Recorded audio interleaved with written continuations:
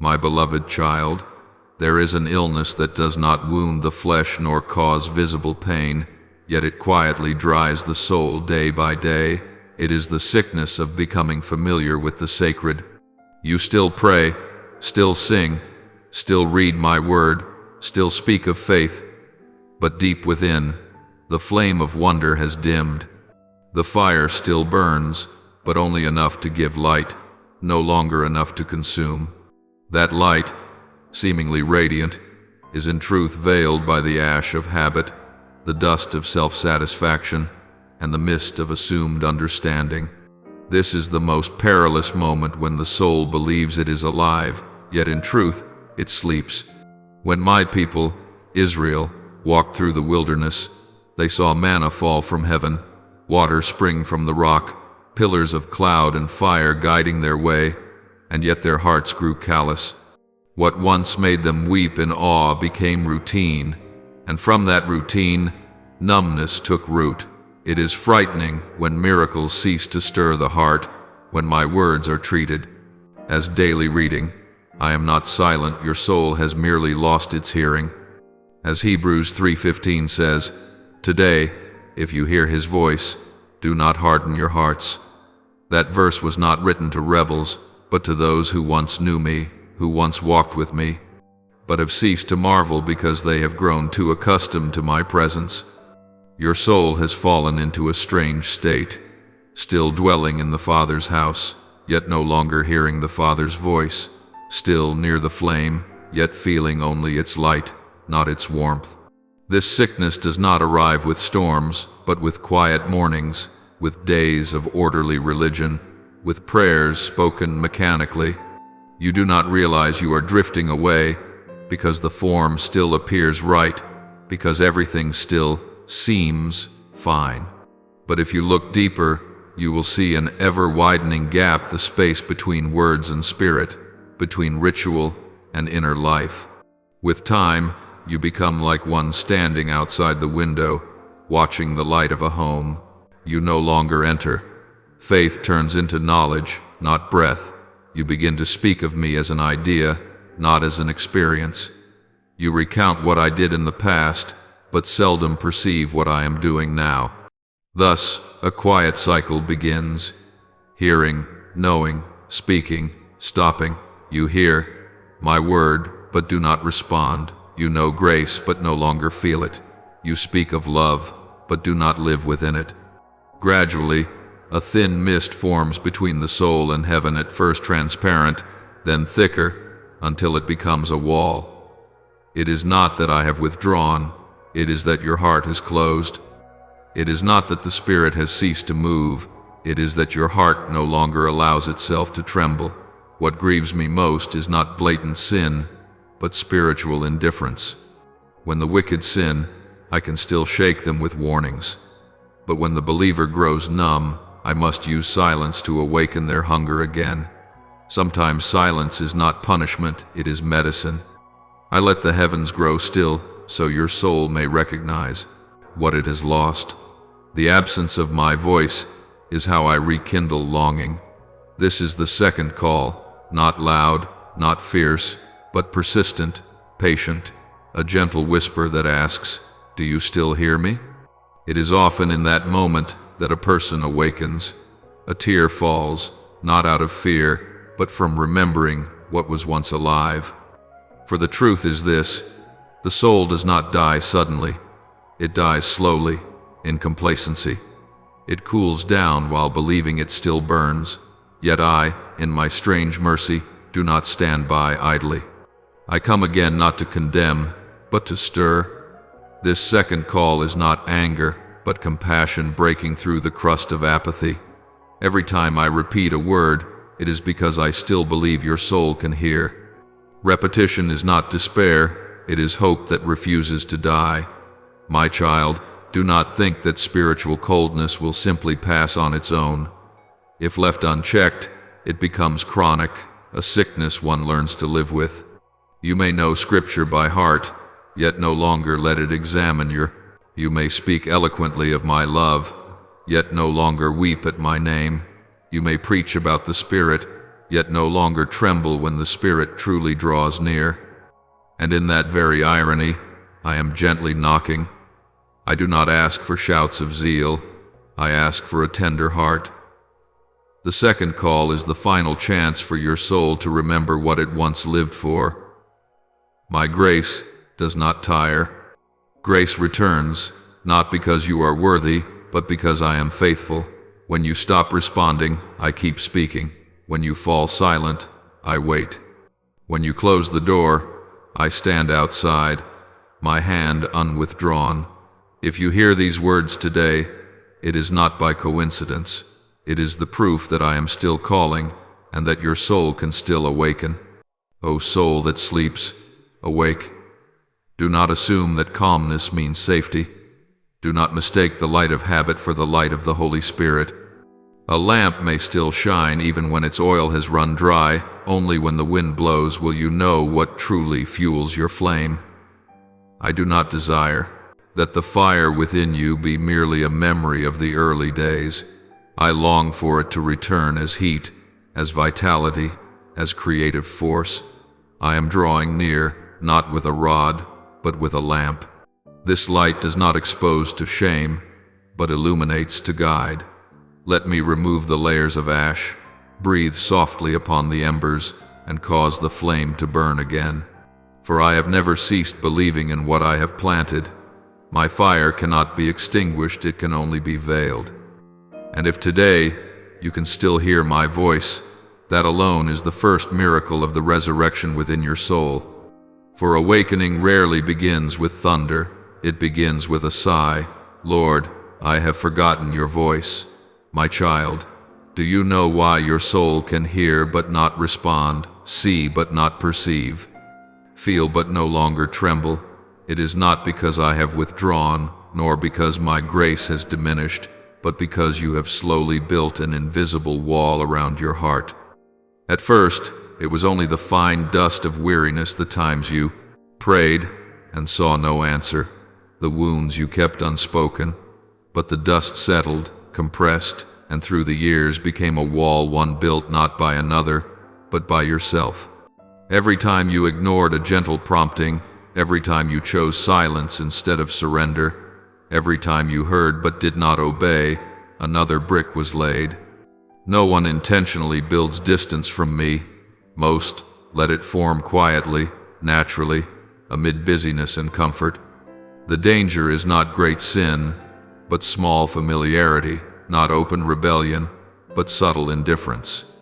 That wall is not raised in a night, but over countless mornings, when you heard my whisper and said, "Tomorrow," and many nights when I stirred your heart, and you replied, "Not now, I'm tired."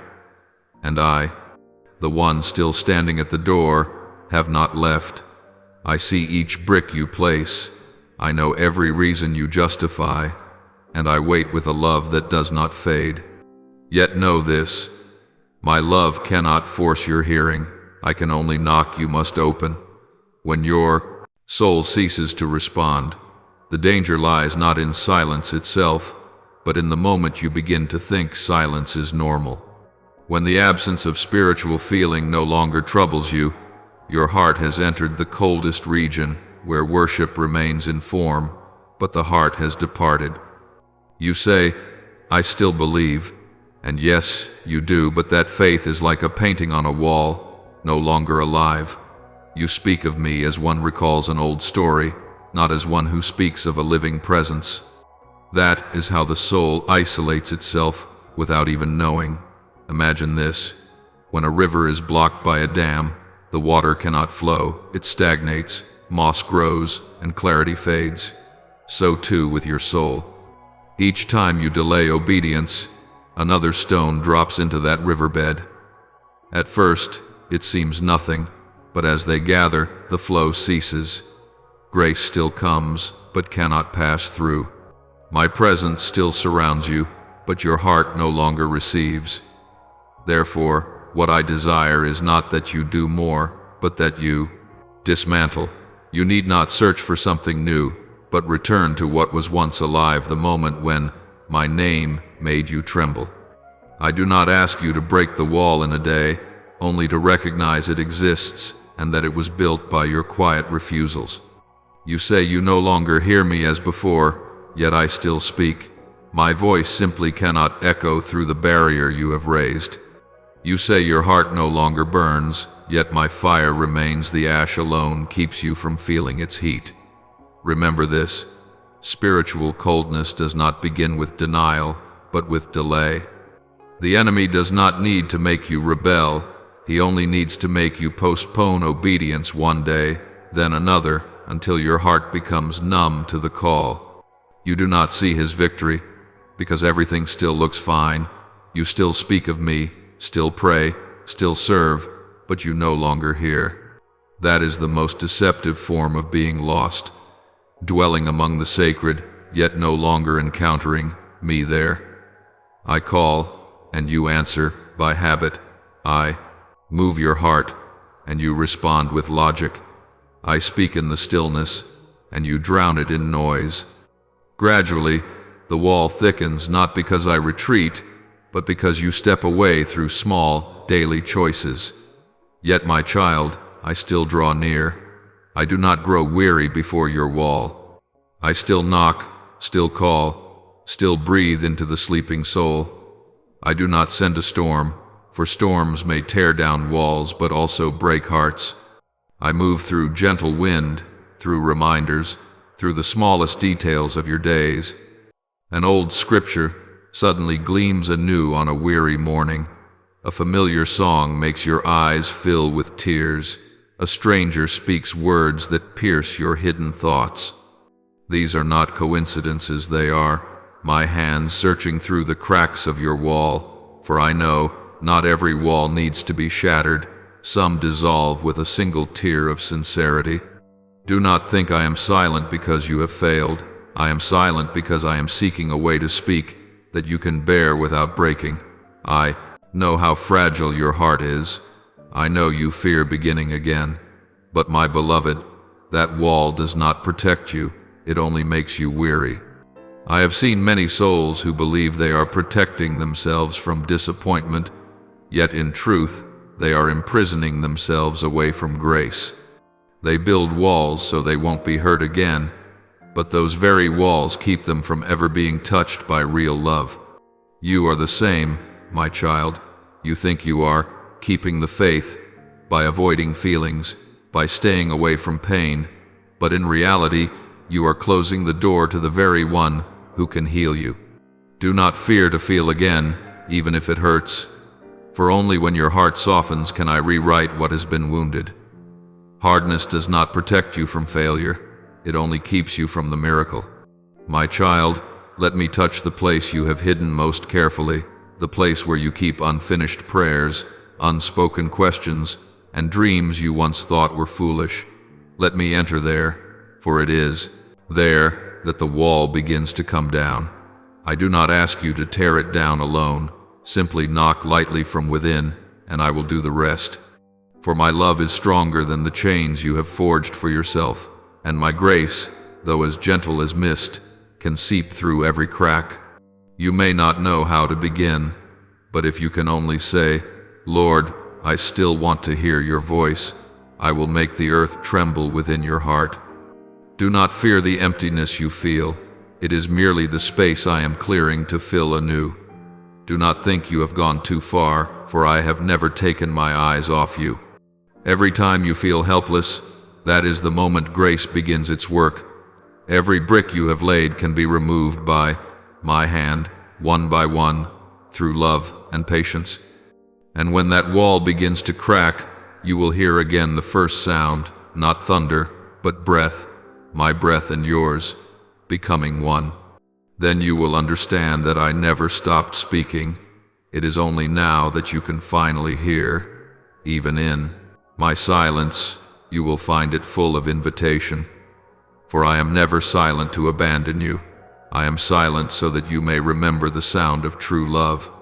My child, if today you hear me, even as a whisper in your heart, do not harden it.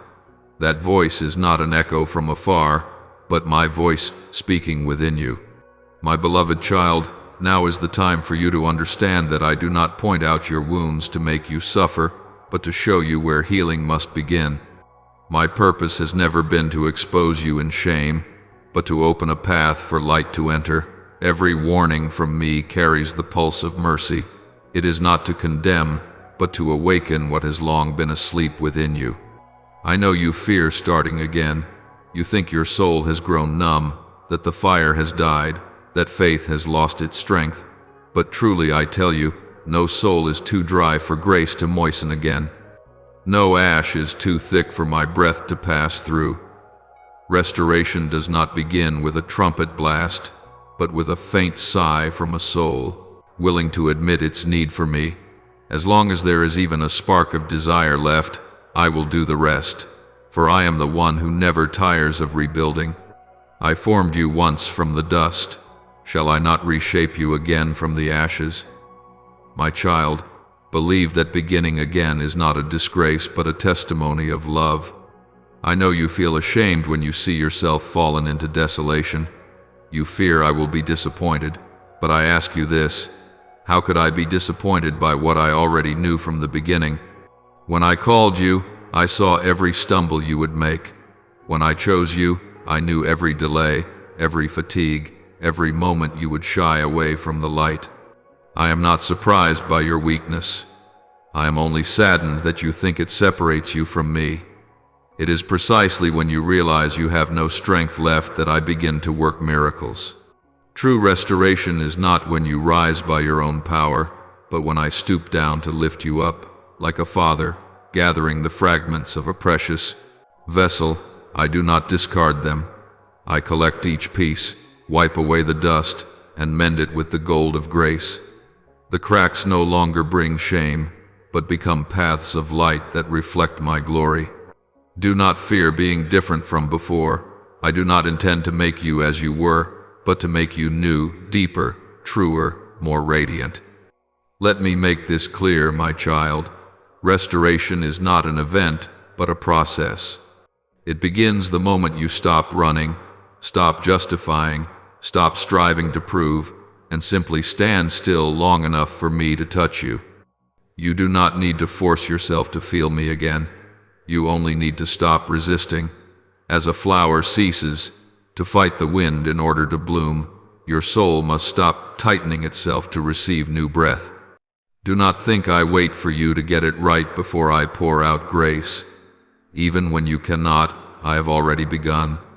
When you say, I no longer know how to pray, that very sentence is already a prayer. When you say, I can no longer feel you, that is the proof that you still long to feel. And wherever there is thirst, there I will fill. The water of life does not seek what is full, it seeks what is dry. My fire does not come to reward perfection, it comes to rekindle the ashes. So do not be surprised if these days I bring back old memories, unfinished dreams, or forgotten promises.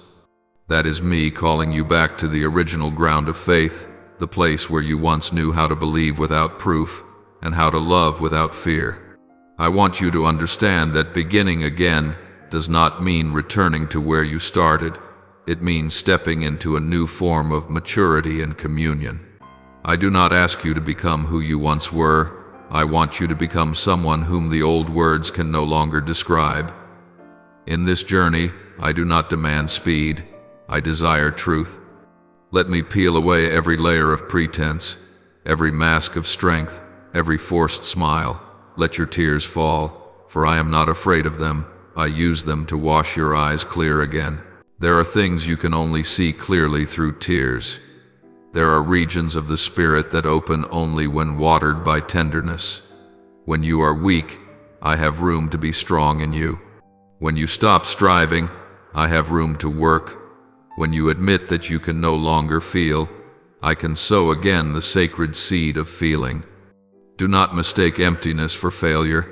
It is the space I create to hold what is new. Just as the earth must be plowed before it can bloom, your heart must be turned over so the wind of the Spirit may pass through. And listen, my child, restoration is not only for those who have strayed, it is also for those who have walked rightly, yet still feel dry. For I do not merely want you to stand firm, I want you to live fully. I did not create you to simply survive faith, but to blossom in it. The life I give is not stagnant water, but a spring that overflows, carrying life wherever it goes. When I call you to return, it is not because I want you to make up for lost time, but because I want you to enter a deeper stage where everything you have experienced becomes material for wisdom. Your moments of weakness will testify to my mercy. Your tears will become the balm that comforts others. Your scars will become silent sermons of grace's endurance. I do not waste pain, I turn it into light. So do not worry about how to be enough before coming back to me. You only need to come. I will take care of the rest. Like the father who ran to embrace the prodigal son, I do not ask why you left. I rejoice that you returned. I do not need explanations. I need a single step. With every step you take toward me, the old walls crack a little more. With every honest word you utter, my breath fills you a little deeper. I will not let you suffer beyond what you can bear. I will soothe your old wounds with gentle light. When you tremble, do not pull away, for that is when the old is dissolving. When you feel empty, do not fear, for that is when the new is forming. When you feel weak, do not be ashamed, for that is when I am strong for you. My child, let me say this one last thing for today. I do not only want you to survive the chill, I want you to burn again. But this time, the flame will not only illuminate, it will warm. It will not burn by fleeting emotion, but by the steady oil poured from deep knowing that I am still here. And when you are restored, you will see that every silence, every delay, every detour was merely a winding path leading you back to me, deeper, closer, truer. My beloved, do not fear beginning again. For beginning again is not returning to where you were. It is stepping into where I have been waiting for you all along. My child, have you ever wondered why there are times you hear my word yet feel unmoved, read scripture yet your heart remains untouched, pray yet cannot sense the breath of the Spirit? It is not because I have withdrawn my voice from the world, but because the ears of your heart have grown, clogged with the noise of it. The world does not need to erase your faith to numb your soul. It only needs to keep you busy, full, and constantly reacting. A mind always full has no room for mystery. A heart always tense has no space for a whisper, and so, my voice light as the dawn wind becomes buried beneath 1,000 echoes. Imagine this. There is a symphony playing across the heavens, but your ears are surrounded by the clamor of metal, engines, and chatter. My melody has not vanished. It has only become too delicate for a weary soul to hear. The world is cunning in how it trains you to react rather than listen. It teaches you to speak immediately, act immediately, prove immediately, but never to pause. It makes you believe silence is waste, slowness is failure, peace is dullness, and thus your soul loses the rhythm of heaven. For I do not speak through haste, I speak through stillness. My voice does not push through noise, it waits until the waves of your heart grow calm. But you, my beloved, have grown used to hearing everything at once, and so when I speak through silence, you think I have gone quiet. I see what is happening within you, a kind of spiritual overload disguised as zeal. You do many things for me, yet you forget the one thing that matters most, to sit at my feet. Like Martha busy in the kitchen, while Mary chose the better part by listening, you too have exchanged presence for productivity. You wish to please me through efficiency, but I long to soften your heart through communion. More than once you have paused in the midst of your ministry and whispered, "Why can't I feel God?" Not realizing that your sensitivity has not vanished, it has merely been buried under the dust of hurry. My voice has not disappeared, you have only forgotten how to recognize my breath amid the noise of life. I call this condition the numbness of those who still attend worship, the sickness of souls who remain active in religious work but drift far from the living stream of the Spirit. They read, they teach, they serve, yet they no longer listen. They speak of me with reasoning, not with encounter. They preach about the Holy Spirit as one telling an old tale, not as one freshly touched. And you, my child, have sometimes stepped into that same current. You call it service, yet if you are not careful, service can become a veil to hide the weariness you fear to face. You dread stopping because you fear that in the silence you will hear the echo of emptiness inside. But it is there, in that very stillness, that I wait for you. It is there that I long to meet you. There is another subtle trick of the world, my child. It makes you believe that hearing my voice is a rare experience reserved for a chosen few. It convinces you that you are unworthy, that you are not holy enough to recognize me. And the moment you believe that lie, you stop seeking. But hear me, I have never chosen the perfect ones to speak with. I have chosen the willing. My voice does not require refined ears, only a tender heart. You need not climb higher to hear me. You only need to bow lower. I spoke to Moses through a burning bush, to Samuel in his sleep, to Elijah in a gentle whisper, not in grand places, but in places free of noise. The world steals your spiritual hearing by keeping you too busy to be still. Yet I will restore it, not through thunder, but through the simplest, quietest moments. I will give you again the ears of the beginning, ears that hear not only sound, but also sense. You will learn again to recognize me in the stirring of the wind, in the tear that falls without reason, in the unnoticed glow of dawn. I will teach you to hear me, not only when you pray, but in the midst of your work, your errands, your crowded streets. For I do not confine my voice to temples. I scatter it throughout creation in every breath, every heartbeat, every event you call coincidence.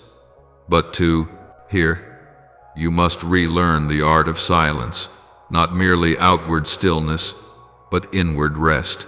You do not need to leave the world, only to withdraw from what fills your heart with clutter.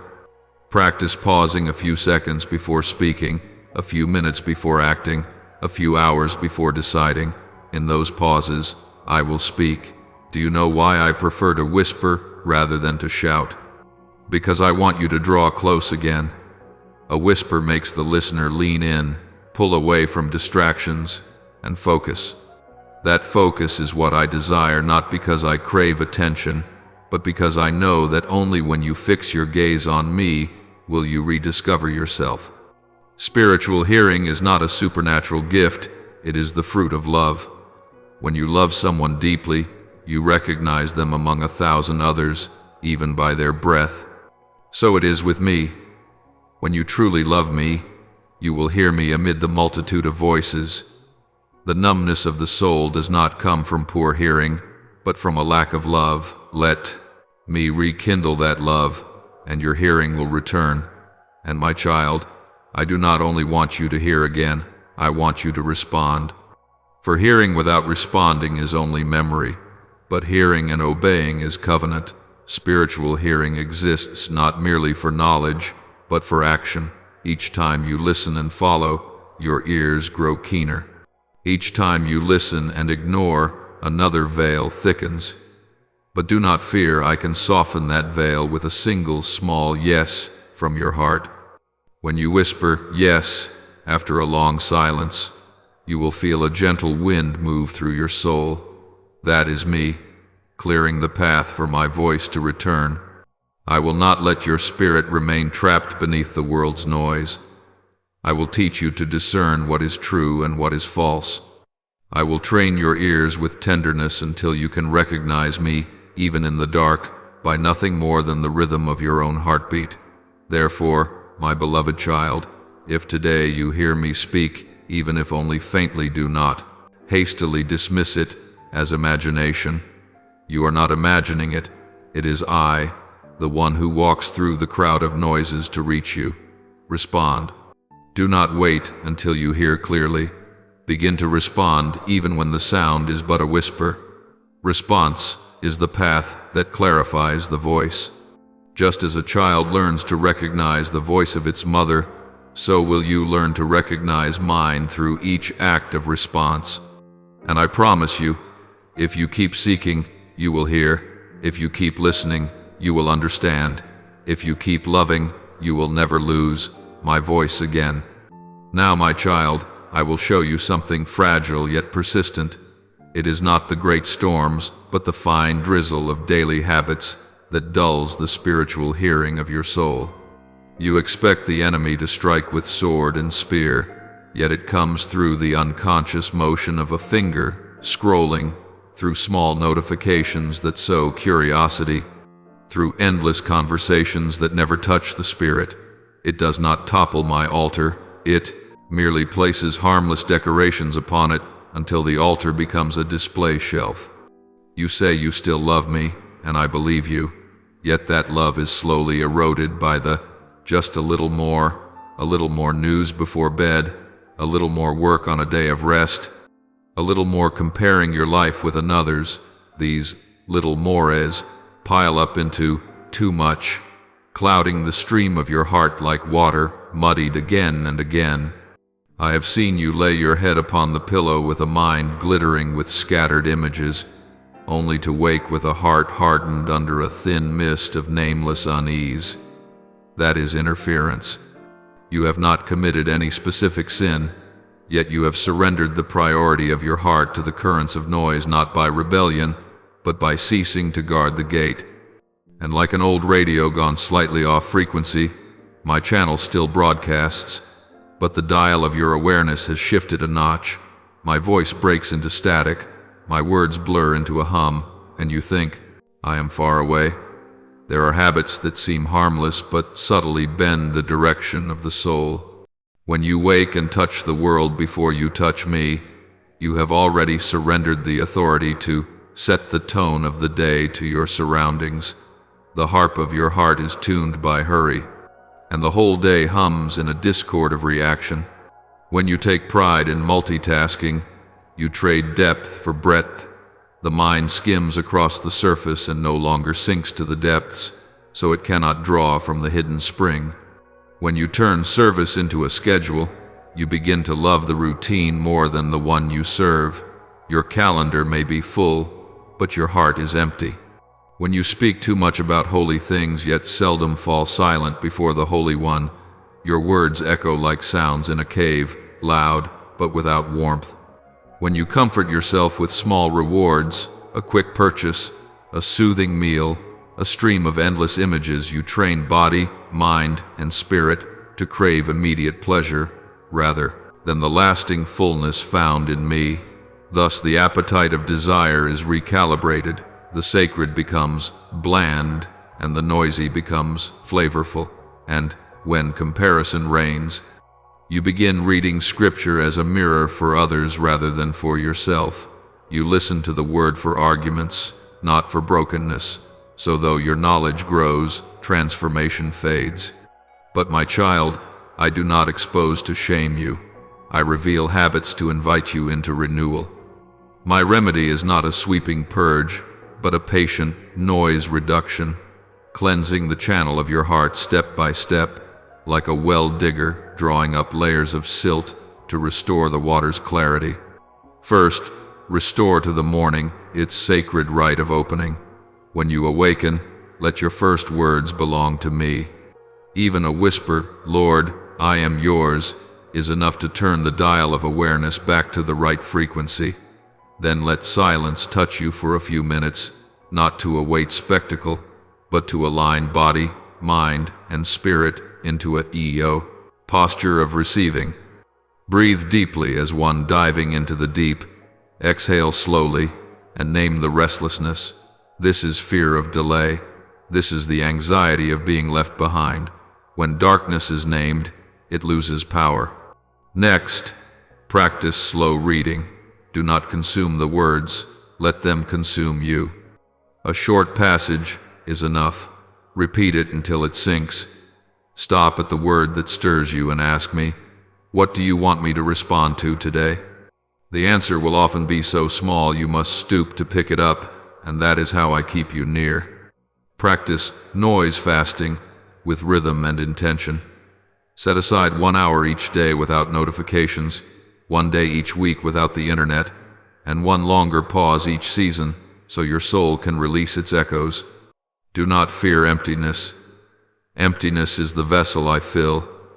Weave the rhythm of Sabbath into your life through micro-Sabbaths, a moment of shutting down your devices between tasks, a slow walk on the sidewalk without earphones, a meal without screens where every bite becomes a prayer of gratitude, a brief pause at your doorway whispering, "Now I enter as one sent, not one chased." These small rituals, repeated in love, will rise like levees holding back the flood so that even on the stormiest days, your heart will not overflow. Practice evening cleansing. Before sleep, write down 3 things you are thankful for. Name 1 burden that weighs you down and hand it to me with a simple phrase. I release it. Then ask me for forgiveness for the day's negligence. And forgive yourself as well, for forgiveness quiets the self-accusing noise within. The night will grow gentle, and as you sleep, your mind will no longer chew on the late meal of anxiety. As for your body, do not take it lightly. Body and spirit are not strangers. Unsettled fatigue is lingering static. Lack of rest is a thief of spiritual hearing. Excess sugar dulls emotional sensitivity. Lack of movement freezes the mind. Give your body steady rhythms, pure water, deep breaths, early sunlight, unhurried steps. I dwell in these simplicities as the Creator who still blesses what I once called very good. And with community, choose companions who not only speak rightly but draw your heart toward me. Allow yourself to be gently reminded, honestly questioned, silently embraced. Holy friendship is the finest filter it keeps, the channel of your heart clear from the monologue of self. When you are weak, borrow their faith as you would borrow a cloak for a cold night. By morning, return it with a smile warmed again.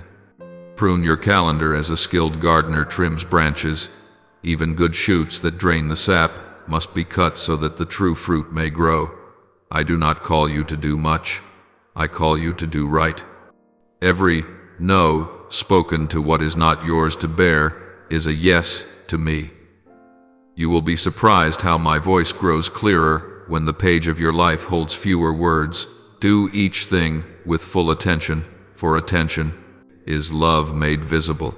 When you pour water and only pour water, when you wipe the table and only wipe the table, when you converse and truly listen, you are setting the table for presence itself.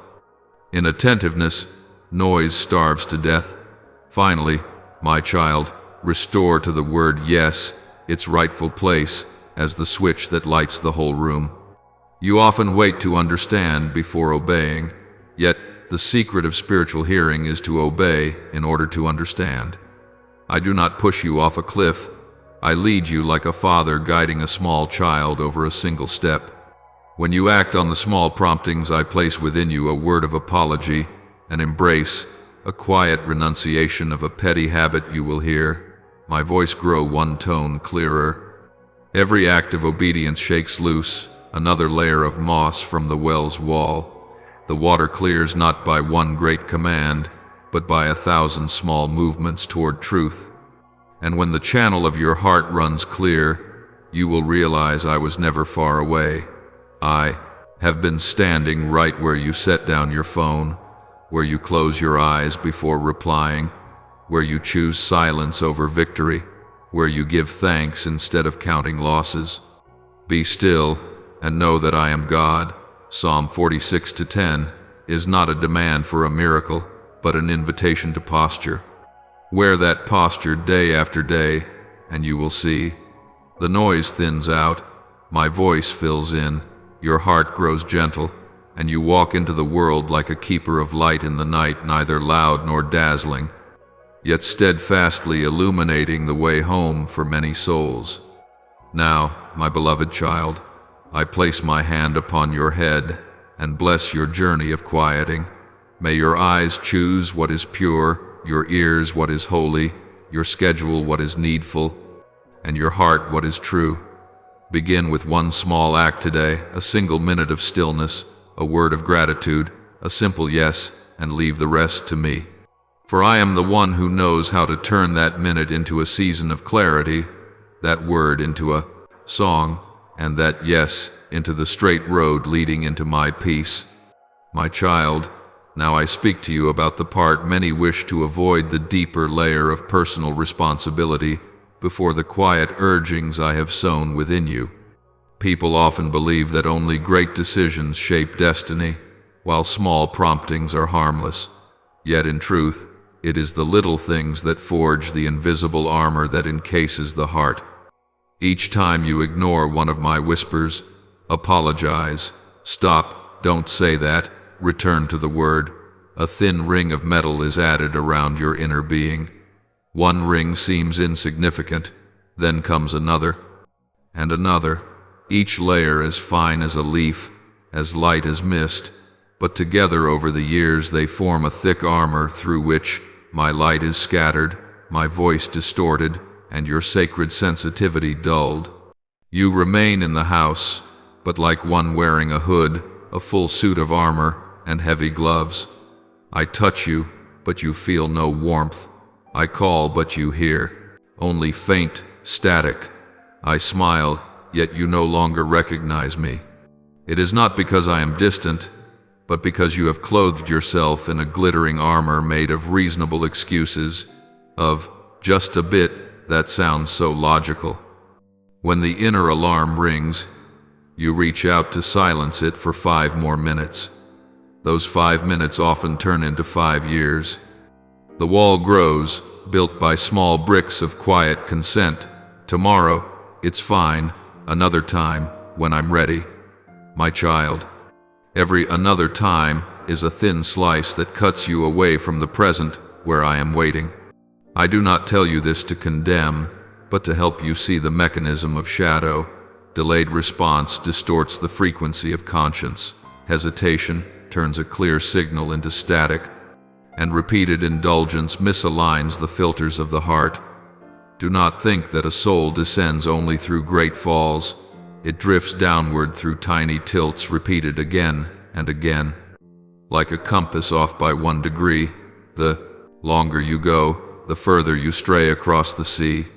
Each time you hear me urging forgiveness and cling instead to a sliver of pride, you line your armor with another layer.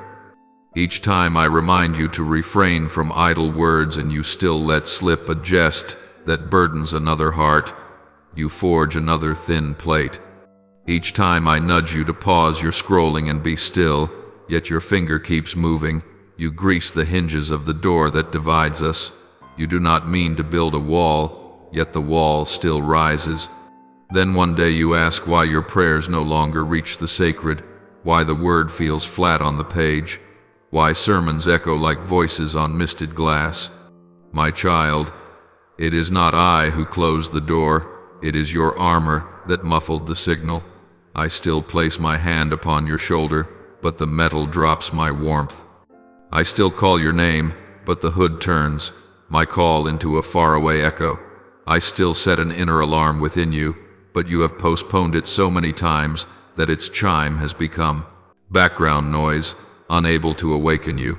But child, responsibility is not only a burden, it is the key that returns you to freedom. For just as you forged each ring, you can also unfasten each one. I do not tear off your armor with hammer blows, leaving you bare in the cold. I teach you to unlock it from within. My method is simple. Respond immediately to what is small. Every yes spoken at once loosens a link. Every small step to do what you know is right, however minor, cracks a weld. When you choose to send a message of apology instead of waiting to be understood, you hear my voice more clearly. When you turn off the screen for 15 minutes to sit quietly with me, your breathing syncs again with the rhythm of heaven. When you swallow a triumphant word to keep the peace, a warmth runs through your chest. I have designed the law of respond and illumine. Response brings light. You need not feel before doing. act, and the feeling will return. That is how I recalibrate the compass of the heart. Each obedience turns its needle slightly back toward true north. Each morning you set my word at the start of your day. You allow your inner clock to ring on time. Each night you lay down your burdens. You let your spiritual nervous system find deep rest. Each week you grant yourself a small, micro Sabbath. You retune the frequencies of give and receive so that noise does not steal the signal. My child, I know you fear being not enough. You think small gestures cannot work wonders. But remember, the walls of Jericho did not fall at a single shout. They fell through many silent circles walked in obedience to my rhythm. You do not need to break the wall, just keep walking. I will cause the wall to crack, the armor to fall. For the armor of bad habit is not forged of steel, but of agreement, and what was built by consent will be undone by a new consent. You once agreed with delay, now agree with readiness. You once agreed with distraction, now agree with attention. You once agreed with self-defense, now agree with tenderness. When you switch sides in these small choices, you will hear my voice shift from far to near, from faint to clear. I remember you that this is the hour of awakening. In the days of Esu, I spoke to a church that thought itself alive yet was growing weak. I know your deeds. You have a reputation of being alive, but you are dead. Wake up and strengthen what remains and is about to die. Remember, therefore, what you have received and heard, hold it fast, and repent. But if you do not wake up, I will come like a thief, and you will not know at what time I will come to you. Revelation 3:1-3. These words are not meant to frighten you. They are the ringing of a clock for those who have grown used to sleeping in a room lit by faith, yet sealed by drawn curtains. Strengthen what remains, the good habits still faintly breathing, the holy desires barely flickering, the brief prayers not yet extinguished. Do not despise what remains.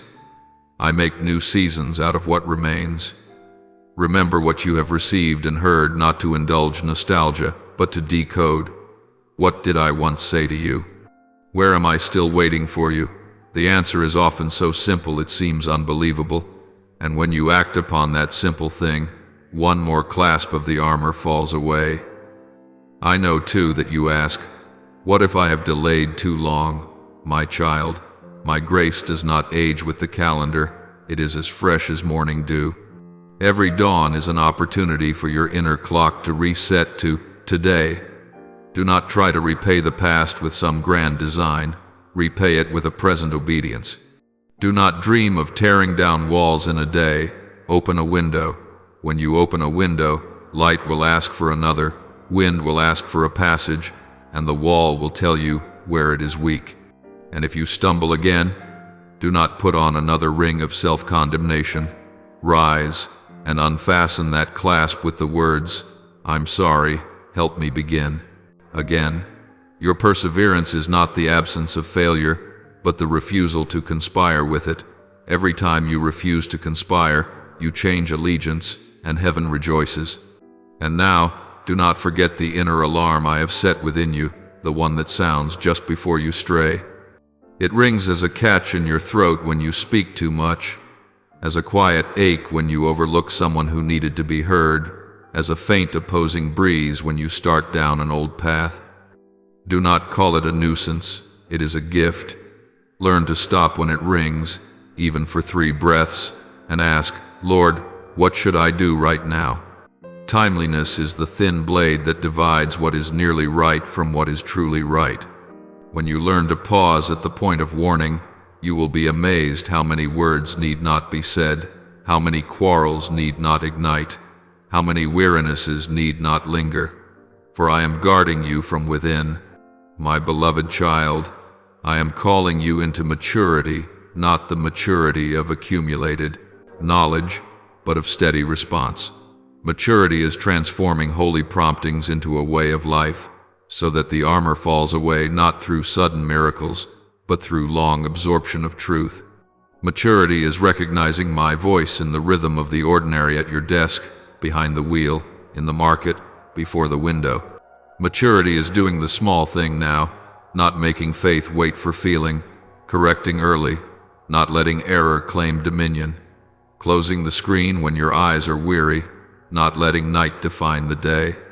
When you live like this, the wall will thin like mist and disappear in sunlight, and then you will see that what you sought was never far. I am still here, on the side without armor, the side of warmth, of clear voice, of peace. Come now, I am waiting. My child, sit down in the windless place within your heart, and let me take you back to the first day, not through the haze of nostalgia that dims the present, but through sanctified memory that has power to awaken the soul. Do you remember the first moment I touched you? It was not because of lights or music. It was an unexpected illumination inside, as though a heavy curtain had been drawn aside, and you saw what you had never seen before. Me, the Eternal One, standing there with a gentle smile, and your heart knew instantly to whom it belonged. Then, no one taught you to cry. The tears found their own path. No one instructed you to worship. The song rose on its own. No one told you to choose. Your heart had already returned. You said yes, without consulting reason. You let go without feeling loss. You followed without asking for a map. Why? Because true love needs no persuasion. It only needs to be revealed. The first day is the day of revelation. I revealed myself as Father, and you were revealed as my child. Between these two unveilings burned the first fire, not only bright but hot, not only radiant but enduring, for it burned away the refuse within you even as it warmed the frozen places long untouched. You saw everything through new eyes. The morning changed, the loaf of bread changed, the old road changed, because you knew from that day on you would never walk alone.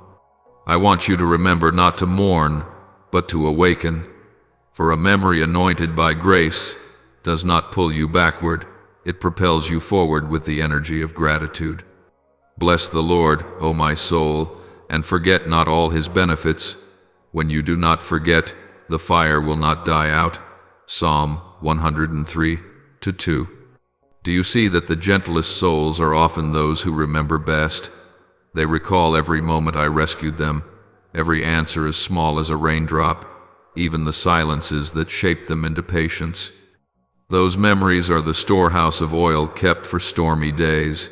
Therefore, my child, I invite you to look back upon your first day. Where did I call you, and with what tone?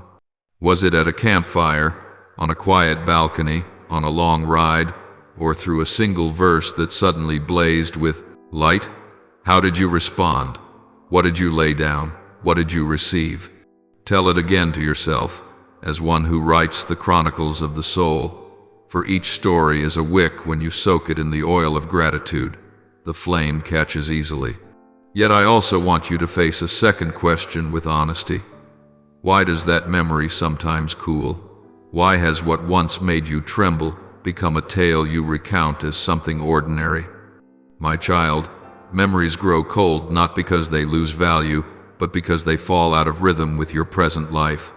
When the first day becomes merely a framed photograph, instead of being woven into today's habits, the flame runs out of oil.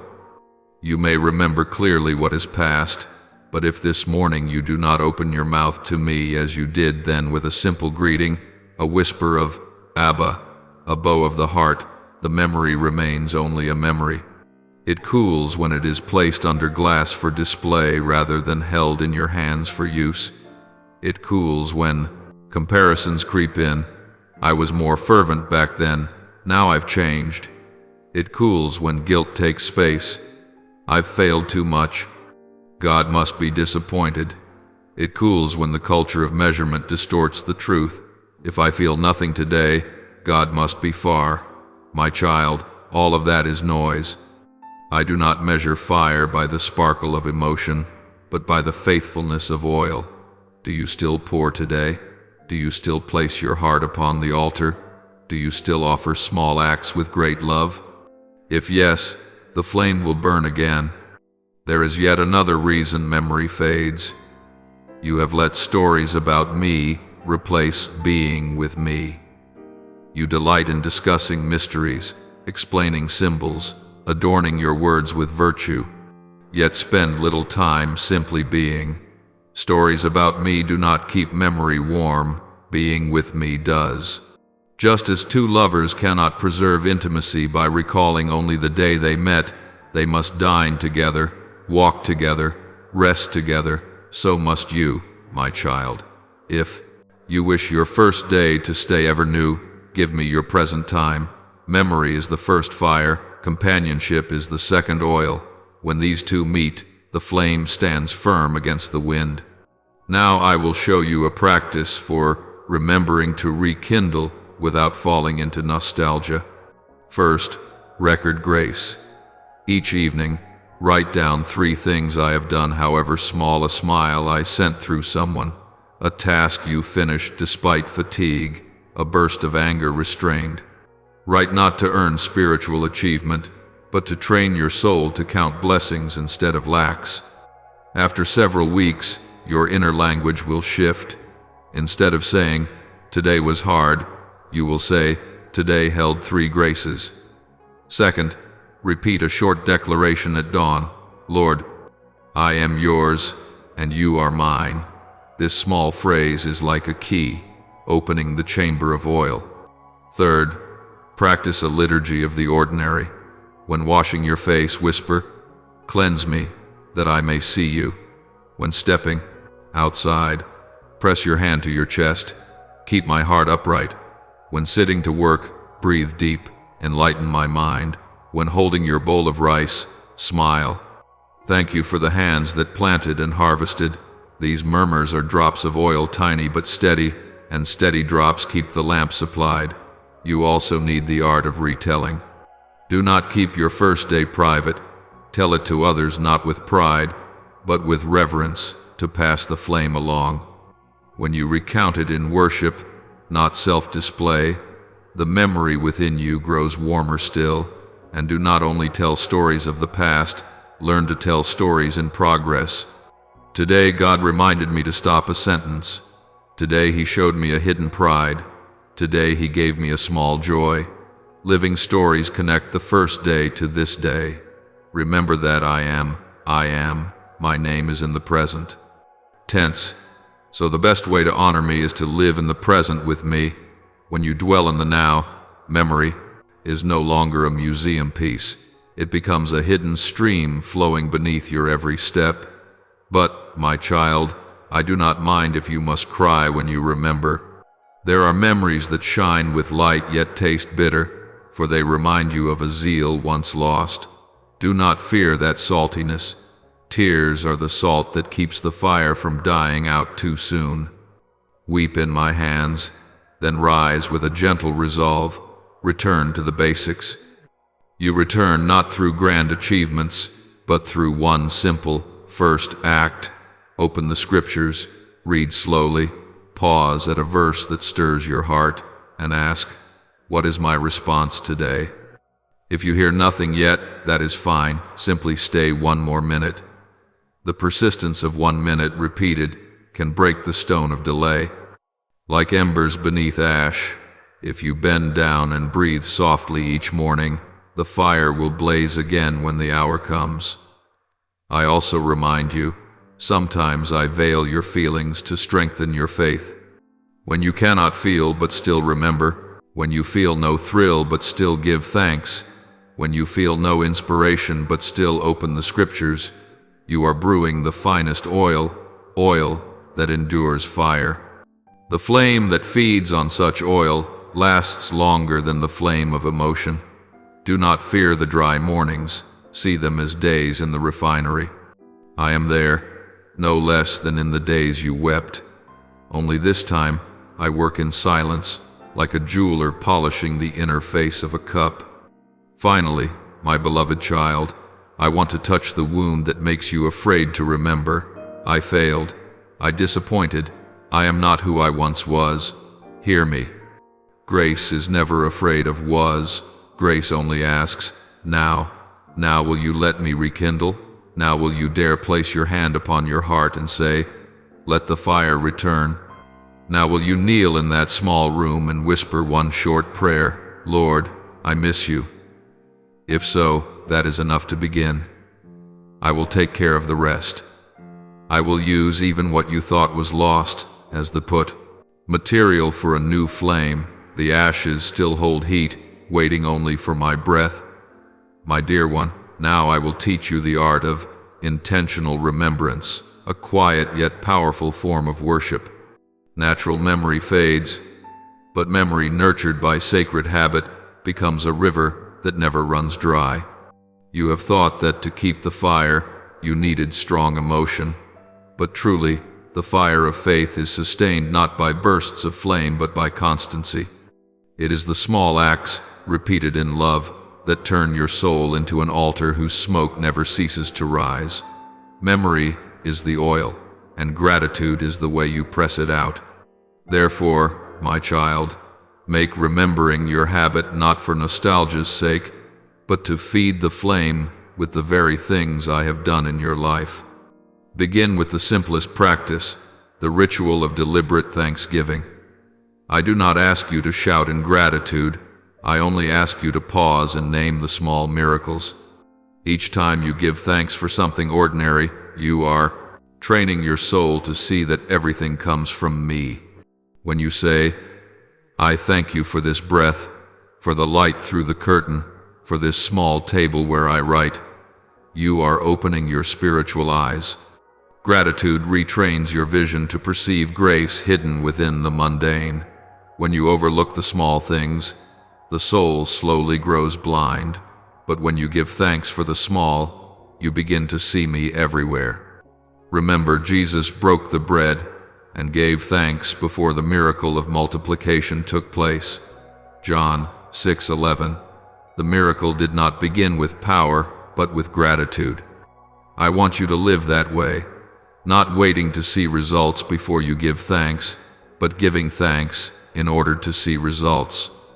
Gratitude does not make me greater, it makes your heart wider to hold what I am giving.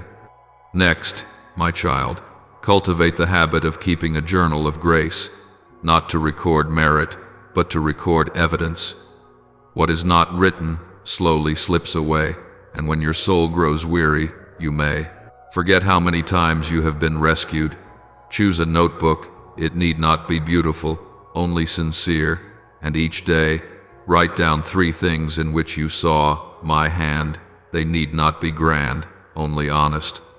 Today, I felt peace when others were angry. Today, a stranger smiled at me. Today, I held back a bitter word.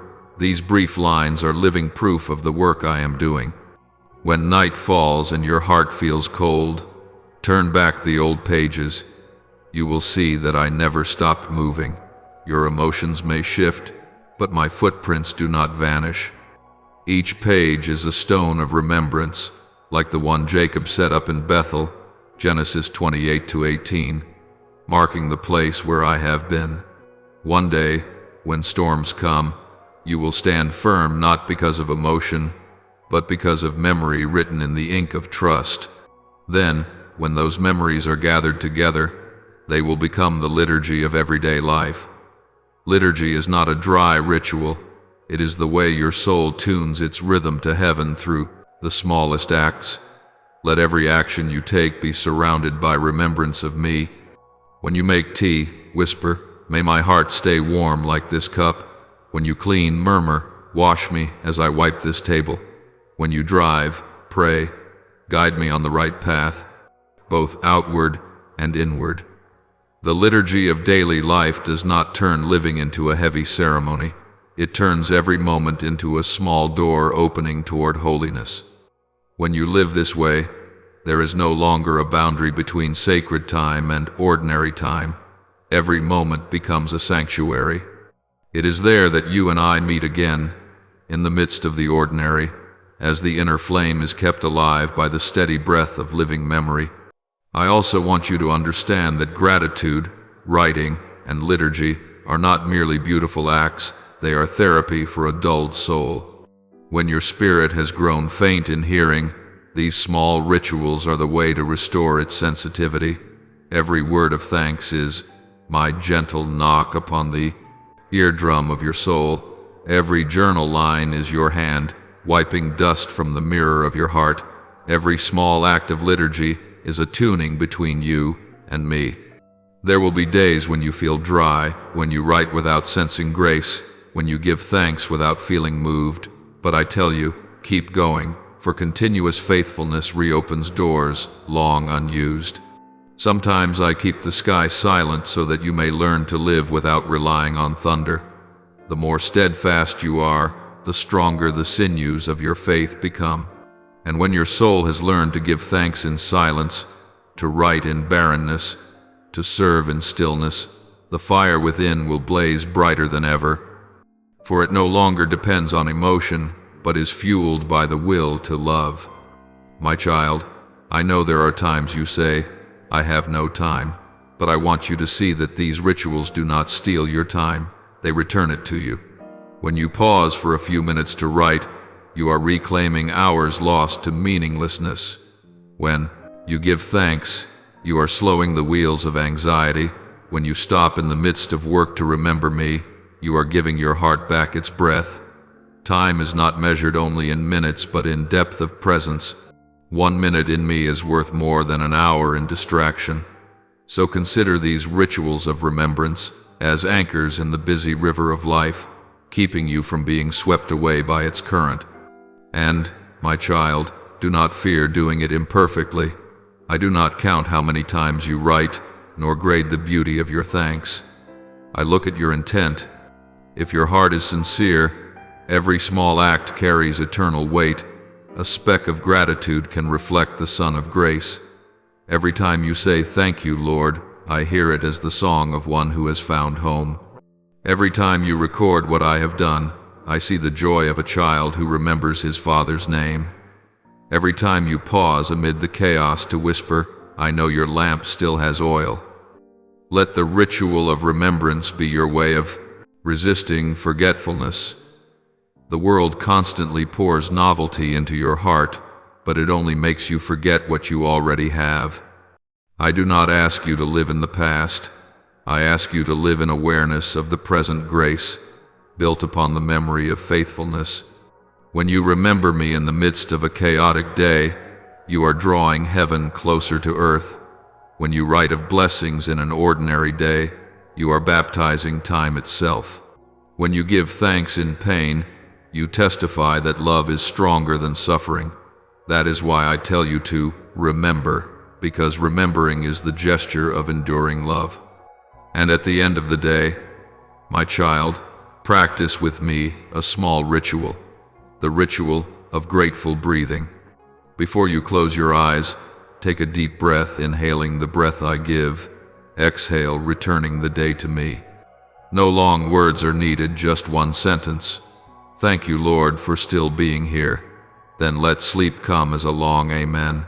When you live in that rhythm, you need not fear the fire fading, for I am the breath that feeds the flame. And when morning comes, the memory of the night will become new light, shining into the day, binding you and me together with the invisible thread of gratitude. My child, there is something I want you to understand deeply. To remember is not an act of the mind, but a movement of the soul. If you only stop at recalling, memory remains a framed picture on the wall. But when you allow that memory to flow into your breath, your words, and your actions, it becomes life. To remember without living is like keeping a seed in a crystal jar, beautiful, yet useless. But to live from memory is like planting the seed in the soil, ordinary, yet fruitful. That is why I tell you, it is time for you to stop merely remembering me through emotion and begin to live me in every moment. When I said, "Bless the Lord, O my soul, and forget not all his benefits," Psalm 103:2, it was not a call to look back, but an invitation to draw grace into the present, to turn what I did yesterday into the energy of faith today. Look back at your life. How many times have I saved you, opened the way for you, and reshaped your heart from the ashes? Each of those mercies was not given just to be remembered warmly. They were fuel for your next step. Are you weary? Remember the time I lifted you up, and let that memory become your stride. Are you afraid? Remember when I went before you in the dark, and let that memory become your light. Are you uncertain? Remember when I answered you in silence, and let that memory become your compass. When you apply what you already know of me to what you have yet to understand, faith matures. Remembering is not about reliving old feelings, but about reusing old truth for new battles. Like a soldier polishing a worn sword to fight today's war, you must sharpen the memory of faith. It is a weapon you have been given, not a relic to store away. My child, do not confuse nostalgia with resurrection. Nostalgia stops at emotion, but resurrection transforms emotion into action. When you remember yet sit still in regret, memory becomes a statue. But when you remember and then move forward, memory becomes a river. I do not want you to build shrines over what once burned. I want you to carry the fire onward. Let every remembrance be a vow to live. Lord, I thank you not only for what you have done, but I will live as though it is still unfolding. Let sacred memory teach you holy habits. When you remember that I forgave you, you will forgive others more easily. When you remember that I was patient with you, you will grow less irritable. When you remember that I lifted you, you will not hesitate to lift another. Memory truly becomes yours only when it is reborn in your deeds. If you keep it only in your mind, it fades. But when you live it out, it multiplies. And, my child, living from holy memory does not mean you must always feel strongly. There will be days when you see no fire, no wind, no light, only silence. Yet, if in that silence you still walk on, you are living the memory you once believed. For faith is not about feeling, but about remembering. To believe is to say, I do not see, but I know. When your soul knows that I once acted, it also knows that I am still acting. In a barren day, let gratitude rise like breath. Remind your heart, the Lord who once saved me is still saving me. Then memory becomes the heartbeat of faith, and each beat is a step into the present. Let sacred memory shape your reflexes. When you are offended, do not respond out of instinct, but pause and remember, He forgave me before I even asked. When anxiety presses in, do not let fear rule, but recall, He once sent manna every morning, no lack, no excess. When you feel lonely, remember, I have promised never to leave you. And when you are tempted to think your life is meaningless, remember, I called your name out of the right dust and breathed life into you. Each time you remember rightly, your soul lives rightly. For sacred memory is not a lesson, it is the operating system of the soul. It runs silently beneath every choice, guiding each gesture, each word, each reaction. That is why I urge you to write my words upon your heart, not merely hear them with your ears, because once memory becomes instinct, you will not have to strive to live rightly. You will simply live rightly. Do you know what makes heaven rejoice the most? It is not when you shout my name in a burst of emotion, but when you quietly choose love where no one sees. When you forgive unseen, when you remain faithful in the small things, when you give thanks without a miracle, that is when holy memory has become your nature. For what I seek is not fleeting brilliance, but enduring light. Sacred memory is like the current flowing beneath the earth unseen, yet powering an entire city. So too with you. Let the memory of grace become the current that sustains your hidden acts, when you do good not for recognition, but out of remembrance of me. That is when your soul shines brightest in the eyes of heaven. My child, be courageous enough to live out what you already know. When I remind you, it is not to make you grieve over what has passed, but to help you practice what has been entrusted to you.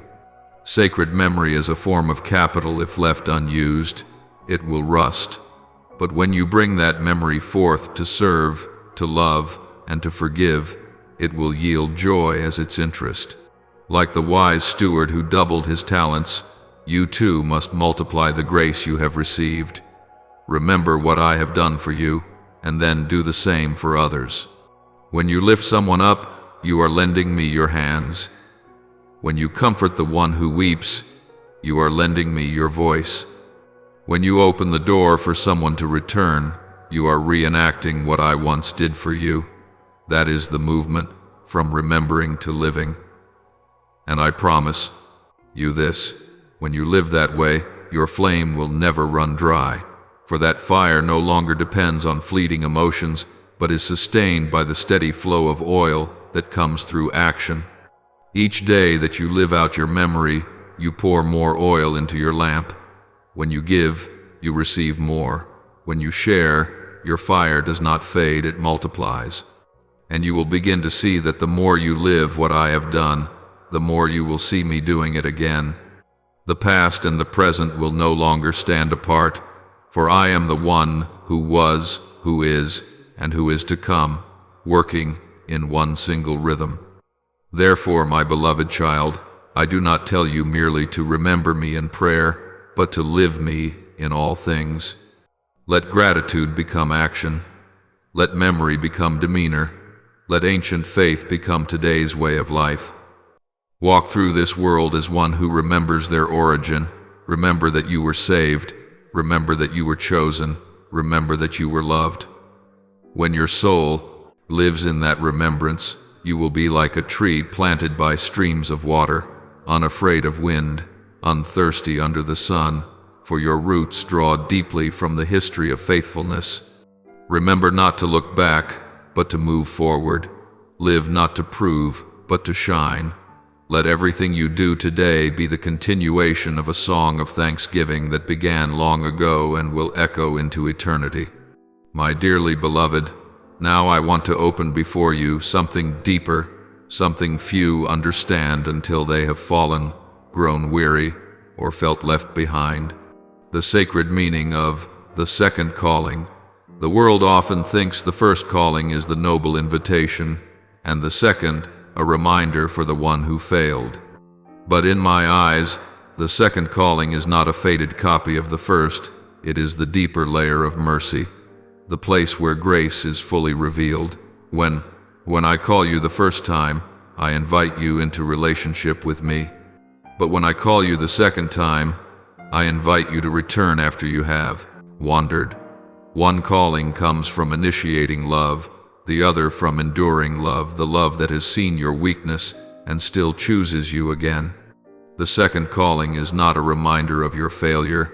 It is proof that I have not ceased to believe in what I planted within you. Think of how I have repeated my calling across generations, not to humiliate, but to show compassion. I called Jonah a second time, Jonah 3:1, when he had just emerged from the fish's belly, still trembling and smelling of fear. I did not say, "See what you've done, how much time you've wasted." I simply said, "Go to Nineveh." That repetition taught Jonah that I not only give a mission, but also give new chances. I called Peter a second time, not on the glorious shore of Galilee, but after the night he denied me 3 times. When I asked him, "Do you love me?" it was not to accuse, but to heal. Each time he answered, "Lord, you know I love you." One knot of guilt loosened, one heartbeat aligned again with grace. That call did not arise from anger, but from the patience of the one who knows humanity stumbles, yet desires that none be lost. And do you know, I also called Saul a second time, not through thunder, but through a gentle light on the road to Damascus, a light that did not burn, but illumined. When he fell, I did not say, "You have destroyed so many souls." I said, "Saul, why do you persecute me?" A question that was at once conviction, redemption, and the beginning of a new life. My child, thus the second call is the very heart of the theology of grace, for it reveals my nature. I never grow weary of beginning again. You are tired because you believe that each stumble means climbing the mountain from its base once more, but I know that you need only to rise, for I am already there beside you. Grace does not count the number of failures. It only counts the times you allow me to touch you again. When I repeat the call, it is not because I am unaware of how many times you have faltered, but because I want you to know that I remain here after all things. You may change, time may pass, faith may fade, but my love has no mechanism of exhaustion. My love does not deplete in forgiving. On the contrary, every time you return, that love gives birth to new life. I know there are moments when you doubt, has God grown tired of me? I've heard his voice so many times and still haven't done what he asked.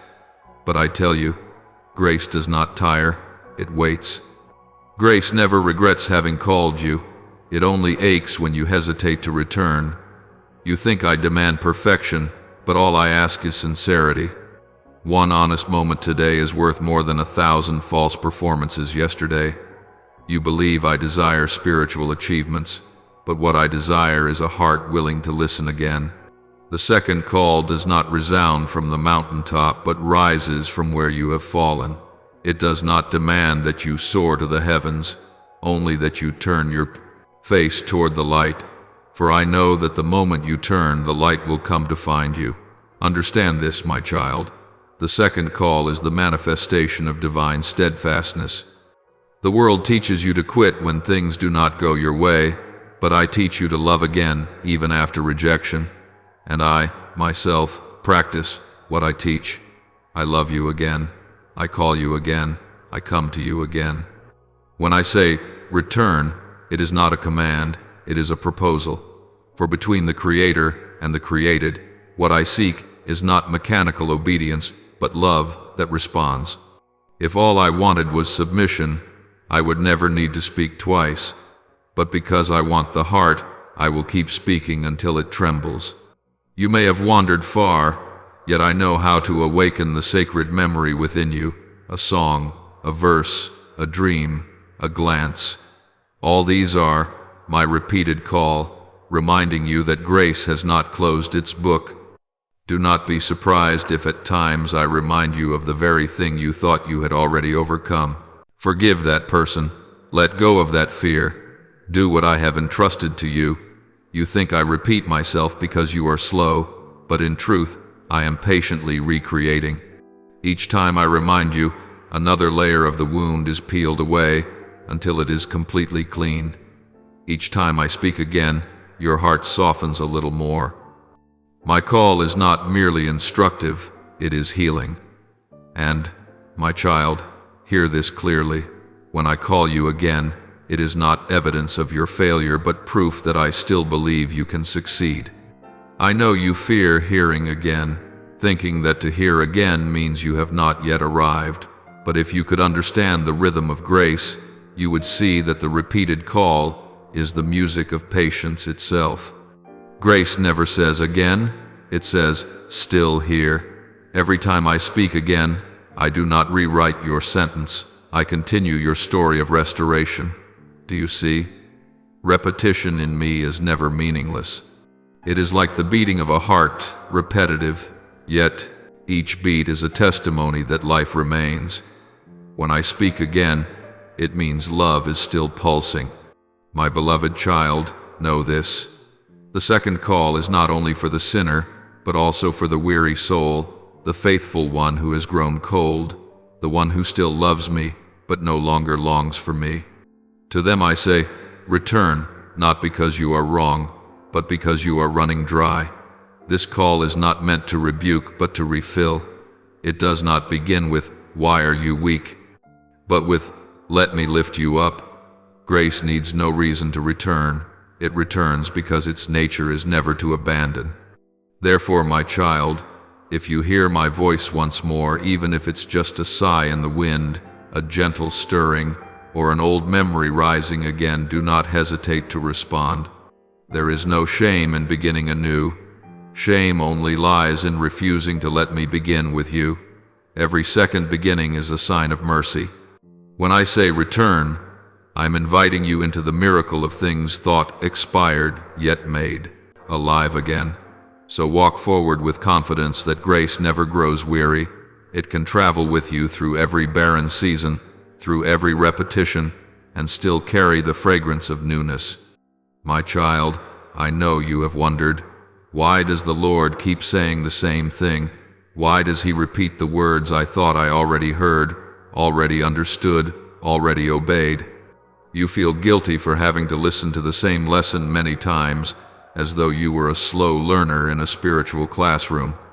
But let me reveal to you something that only true love can understand.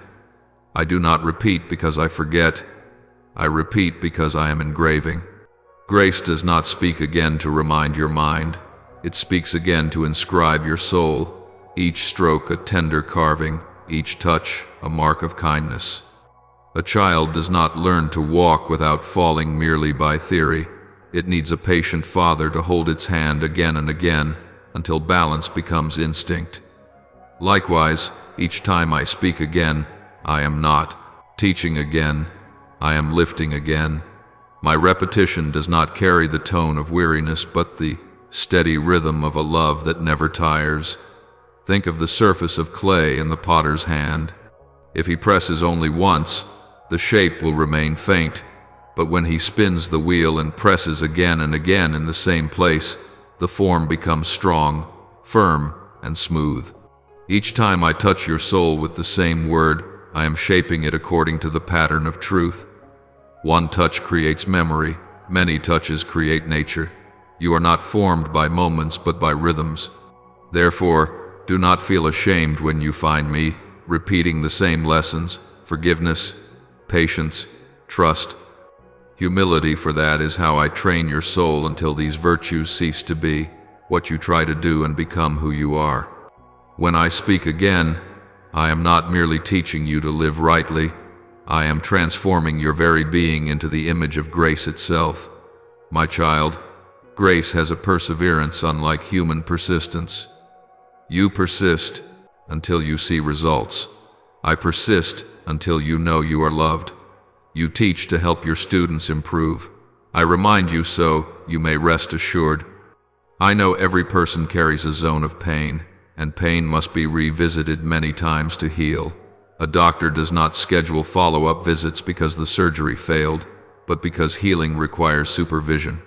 Likewise, when I come close again, it is not because you are not good enough, but because I know the wound needs more light, more words, more touch. Each time I remind you, I am unwrapping the bandage, cleansing the wound, applying the balm.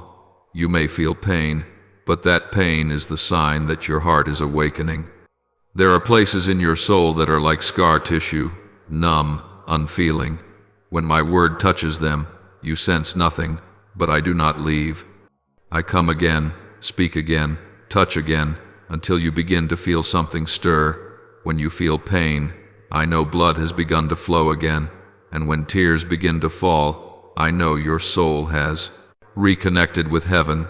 Do not be afraid when you hear me repeat familiar words: forgive, trust me, rest, return. Within that repetition, the miracle of healing unfolds. I do not use new tools to impress you. I use ancient words to restore life. You think I repeat because I have nothing new to say, but in truth, you still need to hear the old until it becomes your natural breath. My beloved, there is something profound grace wants to teach you. My persistence is not a meaningless loop, but the proof of eternal love.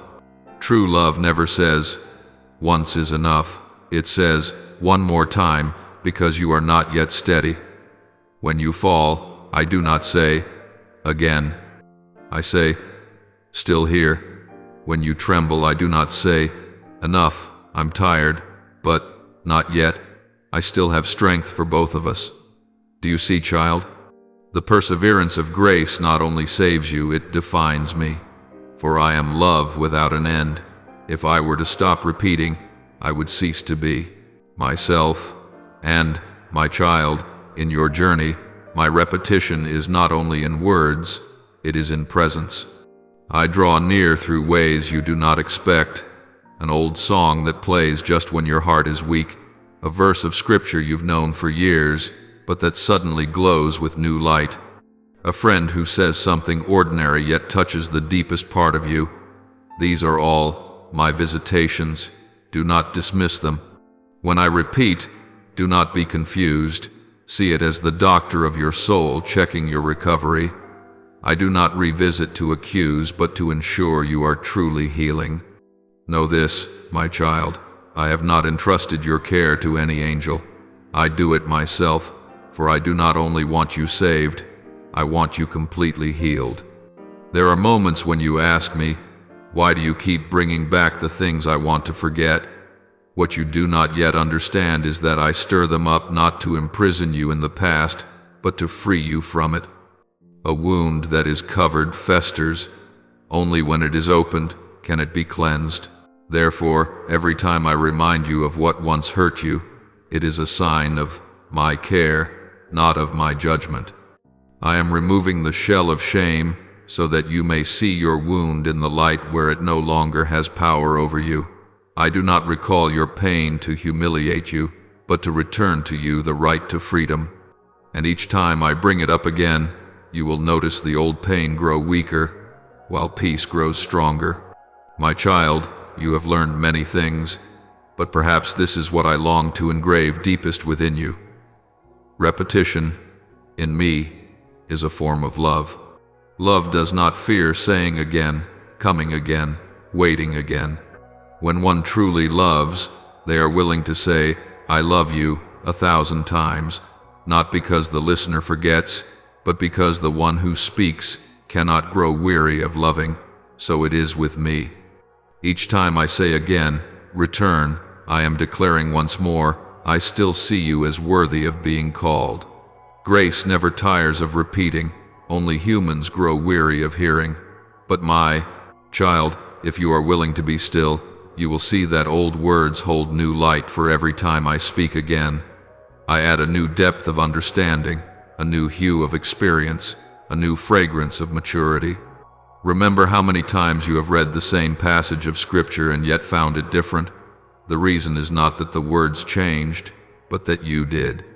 Likewise, when I repeat myself, it is not because the message is new, but because your eyes have become ready to see deeper.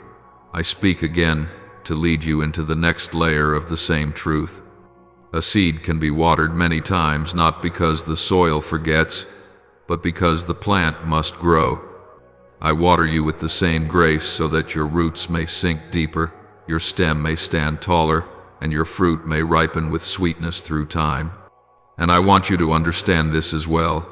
True healing does not happen in the first touch, but in the returning ones. The first time I touch, you believe. The second, you open. The third, you release. The fourth, you weep. And by the fifth, you are free. This is the rhythm of restoration. I walk with you through each step, never rushing, never abandoning. You may grow tired, but I do not. You may think you are slow, but I see resurrection unfolding in you. Know this, my child. Each time I speak again, I am drawing nearer. I do not speak from afar. I speak while my hand rests upon your soul. I do not send messages through a messenger. I come, myself. Every repetition is a step closer from me, a half step from you, and when those two steps meet, that is the miracle. Therefore, do not be afraid when you hear me repeat the old things. Smile instead, for it is proof that your Lord is still approaching. Beloved child of mine, now I want you to perceive another depth hidden within the second call. It not only heals, it recreates. Every time I speak again, it is not merely to lift you from where you fell, but to make you new, not only to heal you, but to infuse you with the pulse of restoration. When I repeat my call, I am not returning to your past, I am opening the future of grace. The ashes you thought were the end become, in my hands, fertile soil where seeds are sown, sprout, and bear fruit beyond your imagination. For I am the one who can speak to ashes and say, live again. You once thought that every fall was a loss, yet in the realm of grace, every fall is a planting. When you fall, you touch the ground, and the ground is where seeds begin their journey. You cannot rise without first having touched the earth, and you cannot grasp the depth of me until you have reached the depth of yourself. I allow you to fall not to destroy, but to bury. For only when the seed is buried does life burst forth from the darkness. Likewise, the second call comes while you are still covered in ashes. It does not come to brush away the past, but to awaken germination. When I say, return, I am summoning the seed within you to awaken the seed that wandering seasons could not kill, the seed of faith once tested by fire yet never extinguished. My child, you think you are weaker for having fallen, but it is within the crack that I plant new strength. The mountain does not bloom on its peak, it blooms in its fractures. So too, in the places where you have torn, I cause the flowers of grace to blossom. The wound is no longer the mark of failure, it becomes the window through which light enters. Each time I call you again, I am not merely inviting you to rise, I am activating the creative power within your soul. The same power promised to those who believe that all things work together for good to those who love God. Romans 8:28. You are not merely forgiven, you are rebuilt. I do not only cleanse the sin, I redefine the story. You thought your chapter had closed in despair, but I have already written the next one in secret, where you become the living proof that no one falls too deep for grace to reach. Peter, do you remember him? My child, he wept bitterly for denying me, yet he was the very one I chose to stand and proclaim the good news first after the resurrection. Why? Because only those who have known what it means to break can speak of wholeness with tears. Jonah, who once fled from me, became the messenger who led a nation to repentance. Mary Magdalene, once tormented by 7 demons, became the first to behold me risen. These were not merely healed, they became healers.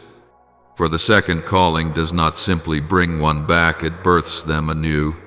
And what I did for them, I will also do for you. Every wound you surrender into my hands will become an instrument of restoration. You will comfort others not with philosophy, but with the very scars that have been bound and redeemed.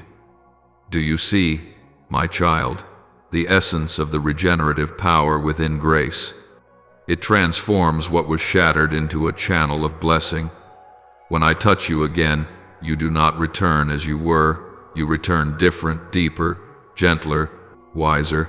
The sin that once made you fall now teaches you compassion. The tears that once burned now become oil to heal another. You once asked, why doesn't the Lord erase painful memories? Because if I erased them, you would lose the seed of empathy. I do not make you forget. I sanctify your memory so it no longer wounds you, but moves you. One day, when you meet someone stumbling at the same place where you once fell, you will instantly recognize the look in their eyes. And through that gaze, I will borrow your voice to whisper to them, I am still here. Then you will understand that the second calling is not only a mercy received, but a mission carried. Look around you, my child. The world is full of broken souls, hearts that once heard the first call but now lie silent in shame. They do not need arguments. They need living proof that God still calls again. And you who have been called again will be that proof. You need not preach. Your very presence, warm with the awareness of being forgiven, will speak louder than words. For that presence carries within it a silent language every soul understands, the language of grace. When you tell your story, not to boast of your return, but to exalt the one who never gave up on you, you are planting the seed of restoration in a generation grown weary. Hear me, every soul that is called again becomes one who is sent. I did not pull you out of the pit just to let you sit still. I set you on a path. You were not saved to remain motionless, but to become a bearer of the light of the second chance. When you walk through fear, you will lead the fearful. When you are forgiven, you will open doors for the ashamed. When you are healed, you will become the hand that mends other fragments. This is how I multiply grace in the world, not through angels descending from the heavens, but through men and women who have known restoration. Do not fear the ashes, my child. Ashes are not an ending, they are the evidence of fire. Wherever there are ashes, a sacred flame once burned, and wherever there are ashes, I can breathe upon them again. Offer me the remnants you hide in shame, and I will turn them into seeds of hope. What you called failure will become the song of the redeemed. What you thought was lost will become testimony to my power to recreate. For grace does not merely save a soul from destruction, it rebuilds the whole life. When you allow me to write the second chapter of your story, you permit me to prove that love can rewrite tragedy itself. When others look at you not perfect, but peaceful, not radiant, but gentle, they will understand that restoration is not a return to the beginning, but a transformation within the same vessel. It will be the evidence that grace is stronger than error, and that the final light is greater than the darkness. My beloved child, hear this once more. The second call does not only rescue you, it entrusts you with a mission. I do not only wish you to live again, I wish you to help others live again. Each time you tell what I have done, the flame will leap from your heart to another's, and then the ashes of today will bloom into the gardens of tomorrow. So live with gratitude and courage. Do not hide your past, for it has become the witness of what I can do. Remember, grace never repeats itself in vain. It repeats to bring rebirth. And now, my dearest one, having heard the second call and allowed my light to reach you, understand what happens in the deepest chamber of your soul. Restoration is not a moment, but a process. It does not thunder like a storm. It trembles softly within the heart. The miracle of renewal is not loud as lightning. It is quiet as an underground stream soaking into dry roots. The mechanics of restoration are the ceaseless rhythms between grace and response, between giving and surrendering, between my intervention and your cooperation. When I touch you, you are not reborn mechanically, you are reconstructed. Through each choice, each sigh, each small act of daring to believe again. Imagine, my child, that your soul is like a city once ravaged by a great storm. The walls have crumbled, the streets are scattered, the roofs are broken. When the tempest has passed, you might think the first thing I would do is rebuild the walls, but no, I come to inspect the foundation. For if the walls are rebuilt upon the same old ground, they will collapse again. True restoration does not begin from the outside, but from the order within. I look into your system, how you think, how you react, how you speak to yourself, and I touch the deepest place, where my word was once choked by false beliefs. Before I rebuild your joy, I repair your understanding of who I am. Before I return your calling, I heal the image you carry of yourself. For if you do not yet believe that I truly love you, everything I rebuild will tremble. Restoration works this way. It does not add, it removes. You think I am adding, but I begin by taking away. I dismantle the old scaffolding: pride, self-reliance, fear, the very things you once used to stay upright. I pull away each beam you thought was a pillar, so you may see that grace alone is the foundation. Each time I take something, you will feel pain, but do not mistake it for loss. It is surgery, not punishment.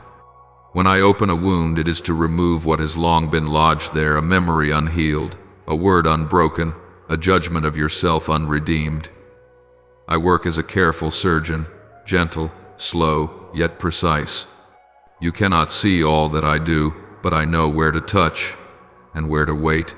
My child, when I rebuild, I begin with the heartbeat. For the heart is the center of the soul. If it still beats in fear, your whole being will tremble. I teach you a new rhythm, the rhythm of peace. Each time you breathe deeply, it is not merely to relax, but to synchronize with my breath. When you inhale, you receive the truth that I am with you. When you exhale, you release the old confession, I am not worthy. That breath, repeated with awareness, restores the divine order within your body. For restoration is not only the work of the soul, it is the harmony of body, mind, and spirit. I also teach you the timing of restoration. The world measures by speed, I measure by depth. You want quick results, but grace moves with the rhythm of seasons. Like a seed, it does not sprout to applause, but in the darkness of the soil. There will be seasons when you think I am silent, yet truly, I am letting the roots grow. Without roots, there is no fruit. Do not fear the temporary darkness, for it is there that I am rebuilding your inner systems, your faith, endurance, and capacity to listen. Every silent season is a recovery room. Every waiting period is a breathing lesson. When you stay patient within the process, you are cooperating with the miracle. Restoration does not happen in haste, but in consent. My child, there are 3 layers I always work through in restoration: cleansing, reordering, and sending. Cleansing comes first. I remove what you no longer need. Reordering follows. I change priorities, making what was first become last, and what was forgotten become central. Sending comes last when I place you back into the stream of purpose. Do not expect me to rush. Each layer requires time. I cleanse through truth, the exposing words that show where you have been hiding. I reorder through grace. I do not ask you to fix yourself. I simply say, let me reshape you. And I send through fire, the fire that not only lights but purifies, so you may carry light without being burned. When these 3 layers unite, you will see that restoration is not only about healing, it is about being repositioned within the new order of heaven. My beloved, the beauty of restoration is this: you never return the same. I do not take you back to where you were. I lead you into a deeper, steadier, truer state of being, like metal refined. By fire, you do not return to your old form, you emerge stronger. Do not fear that you are no longer who you were. It is the sign that I am making you new. As you walk in this new order, you will find that all the old patterns within you, how you reacted, feared, or defended yourself, are gradually replaced by the simplicity of faith.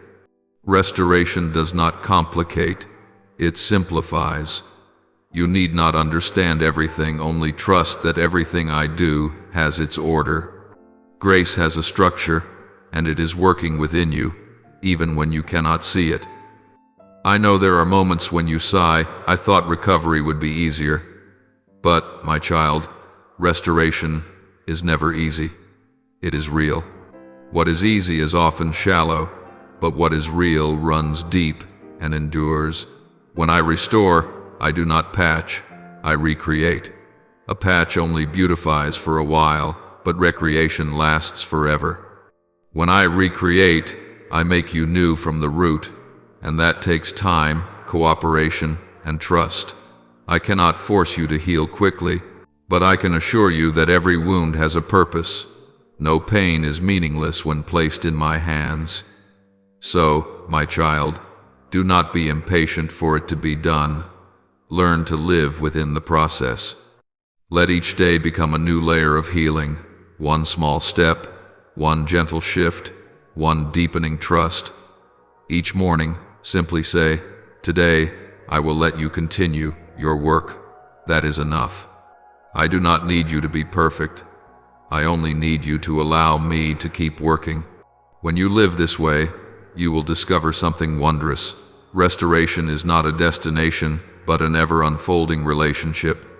It does not end with an amen. It continues through every heartbeat, every choice, every breath of gratitude. My child, now that your soul has entered the rhythm of restoration, I want you to learn a deeper secret, the secret of the sacred breath. For all true life that comes from heaven moves in rhythm, and that rhythm is grace. Just as the body cannot live without breathing, your soul cannot survive without both receiving and giving grace. Restoration is not a moment of healing that passes. It is the continuous circulation of breath between me and you, between the giver and the receiver, between heaven and earth. If you wish to keep the fire within you burning bright, you must learn to breathe with me, letting grace flow through you rather than stopping at you. Understand that grace is never still. It moves like water, like wind, like the beating of a heart. Every time I give to you, it is heaven's exhale, and every time you receive, it is your soul's inhale. But life fades when one only receives without giving, or gives without being refilled. When you keep grace for yourself, it stops flowing. When you give without returning to the source, you grow empty. Therefore, my child, true restoration lies not in doing, but in the holy rhythm between receiving and releasing. A living heart is one that draws from the source and pours into the world. Look at your own breath. You cannot keep inhaling without exhaling, nor can you keep exhaling without drawing in again. I have written within your very body a living parable of how grace operates. When you breathe in, remember, I am receiving His love. When you breathe out, say, I am giving what I have received. And when this rhythm becomes natural, your soul will no longer struggle in self-rescue. It will harmonize with the breath of my spirit. Then faith will cease to be effort and will become union. My beloved, examine how grace moves through you. It does not come as a river blocked by a dam, but as a spring seeking its path of flow. If you close your heart, the water stops, and you will wither. But when you open it, that stream will run endlessly, unfailing, unbroken. There will be days when grace feels so abundant it spills beyond you. Let it overflow, for in that moment you become a source of life for others. And there will also be days when you feel dry, unable to give. Then do not force yourself to pour more. Return to the well. Rest. Let me fill you again. Grace is not measured by outcome, but by faithfulness in rhythm. My child, I want you to understand that every time you give something good, you are creating a space for me to fill. The world teaches that giving means losing, but in my kingdom, giving makes room for me. When you extend mercy, you open a hollow in your heart ready to receive a greater mercy. When you forgive, you expand the lungs of your soul to breathe in the air of freedom. When you love others even when they do not return it, you are learning to keep the bloodstream of grace flowing, preventing it from clotting into bitterness. But when you close your heart, the lungs of your soul begin to shrink, the breath shortens, joy tightens, and you begin to grow weary even though you have done nothing wrong. That is the sign that you need to breathe again in grace. You ask me, how can I keep the tenderness of faith in a hardened world? Keep the rhythm of gratitude. Each morning breathe in with thanksgiving. Thank you, Lord, that I am still here. Each night breathe out with surrender. All that happened today, I give back to you. Gratitude is the natural rhythm of spiritual life. It keeps your heart from closing and your soul from turning to stone. When you give thanks, you make way for grace to flow. When you surrender, you keep that flow pure. Thanksgiving is the inhale, surrender is the exhale. This is the rhythm of life I desire for you, the survival rhythm of a soul restored. My child, the rhythm of grace's renewal is like a dance between me and you. When I move, you respond. When you pause, I wait. When you stumble, I uphold you. My love does not lead with a rope but with rhythm. When your soul begins to feel this rhythm, you will no longer fear mistakes. For even when you miss a step, you are still within my arms. Every misstep is only an opportunity to learn the melody of heaven. The rhythm of grace does not demand perfection, only sincerity. When you are sincere, the rhythm returns. When you strain, it stops. For grace does not flow through the pretender, it only breathes through the one who knows they need my breath. My child, I do not want you to live like a believer constantly tense, trying to hold on to faith as if holding your breath. You were not made to hold your breath in grace, but to breathe naturally in love. Do not think I am angry when you are weak. I am only grieved when you stop breathing. When you fall, do not strive to prove yourself, just breathe in my breath again. When you are tired, do not feel ashamed, just sit and breathe in my presence. When you cannot hear my voice, be still, for silence is not absence but the pause between notes in a song.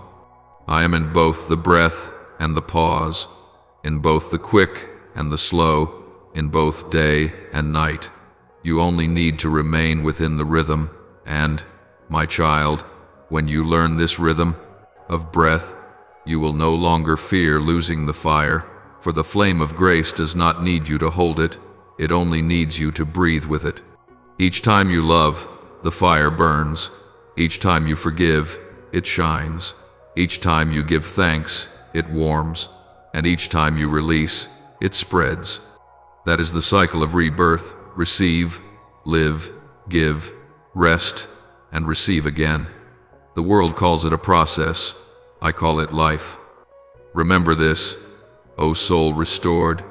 Faith is not an effort to grasp, but a movement to walk alongside. When you move with me, you will never lose the rhythm. When you slow down, I will slow down. When you grow weary, I will pause with you. But if you remain still forever, you will no longer hear the music. So even if it is just one small step, keep stepping. Grace will adjust the rhythm. I will keep time for you until your breath and mine become one. Let everything that has breath praise the Lord. Psalm 150-6. For praise is not merely a song, it is the breath of a living soul. And each time you praise, you are breathing again the life I have given you. My beloved child, now that you have learned to breathe with me, when grace has become your rhythm of life rather than a theory, I want you to step into a new state of stability, where your reborn soul can stand firm without turning to stone, shine without pride, and be strong while remaining tender. This is the stage I love most in the process of restoration, for here you no longer live by reaction but by the rhythm of peace. True peace is not the absence of wind but the ability to breathe evenly within it. My child, once you thought stability meant stillness, but in me, stability means standing firm amid motion. Like a compass spinning in the storm yet always pointing north, your soul may tremble but never lose direction when it is fixed on me. The world changes, hearts change, even your emotions change, but if your center is in me, you will not lose your way. This new steadiness is not found in controlling circumstances, but in rooting yourself in the one who never changes. The Lord is my rock, my fortress, and my deliverer. Psalm 18-2. Let these words become the new pulse within your heart, for when you know that I am your foundation, you will no longer fear the quakes of life. I do not promise to remove the wind, but I promise to teach you to work with it. Remember, a boat only moves forward when it knows how to catch the wind correctly. If you resist, you will tear your sail, but if you listen, the very wind that once frightened, you will become the force that carries you further. In the same way, when your soul has been reborn, you no longer need to run from challenges, you learn to use them. Every disruption becomes an opportunity for grace to prove its endurance. When you stand firm amid the waves, I am exalted not because you are strong, but because you know how to lean. That is true strength, the strength of gentleness rooted deep within. My child, do not confuse coldness with peace. Some appear calm, but it is merely the numbness of a heart that has shut down after pain. They have locked their hearts to avoid hurting, but in doing so, they have also lost the ability to love. True peace is not an icy stillness, it is a quiet current beneath the surface, always warm, always alive. A stable soul is not a rigid one, but a supple one. It bends under my hand without breaking.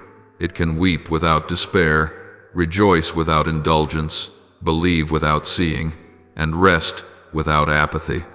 When you reach this place, You will understand that strength and tenderness are not opposites, they dwell together to form my image in you. Remember, the power of the Spirit is never violent. When I came upon Elijah, I did not come in the wind, or the earthquake, or the fire, but in a gentle whisper. 1 Kings 19:12. That is the mark of a soul made steady. It responds to a whisper, not a thunder. When you are anxious, I must shake you. But when you mature, a single breath from me is enough. This is the intimacy of souls that have learned how to be still. One who still needs miracles to believe is just beginning. One who continues to believe in the silence has learned to live by the rhythm of grace. My child, the world will remain noisy, chaotic, and eager to pull you away from your center. But if you have been reborn, you no longer react, you respond. Reaction springs from fear, response flows from understanding. When someone hurts you, you need not build walls. Just turn inward to where I dwell. When you are weary, you need not flee, just pause and inhale my breath. When you face injustice, you need not retaliate, simply hold your peace, for peace is the weapon of my kingdom. Do not let the world define strength as shouting louder, arguing better, or winning faster. True strength is the ability to keep a gentle heart in a bitter place. When you can do that, I see my reflection in you, not through miracles, but through your very bearing. I want you to know that a stable soul does not withdraw from the world, it lives within it without being dissolved by it. It continues to work, to love, to laugh, and to weep, yet within it lies a quiet chamber that no one can touch. That is the sacred space. When others make you tremble, you may feel the waves, but you do not fall. When others misunderstand you, you may feel sorrow, but you do not lose balance. When the world shakes, you still know where north lies, where your eyes remain fixed on me. You have moved from living by reflex to living by the rhythm of grace. And when you dwell in that frequency, you become a refuge for others. My child, I did not restore you merely so you could survive. I restored you so you could become a sanctuary of peace for others.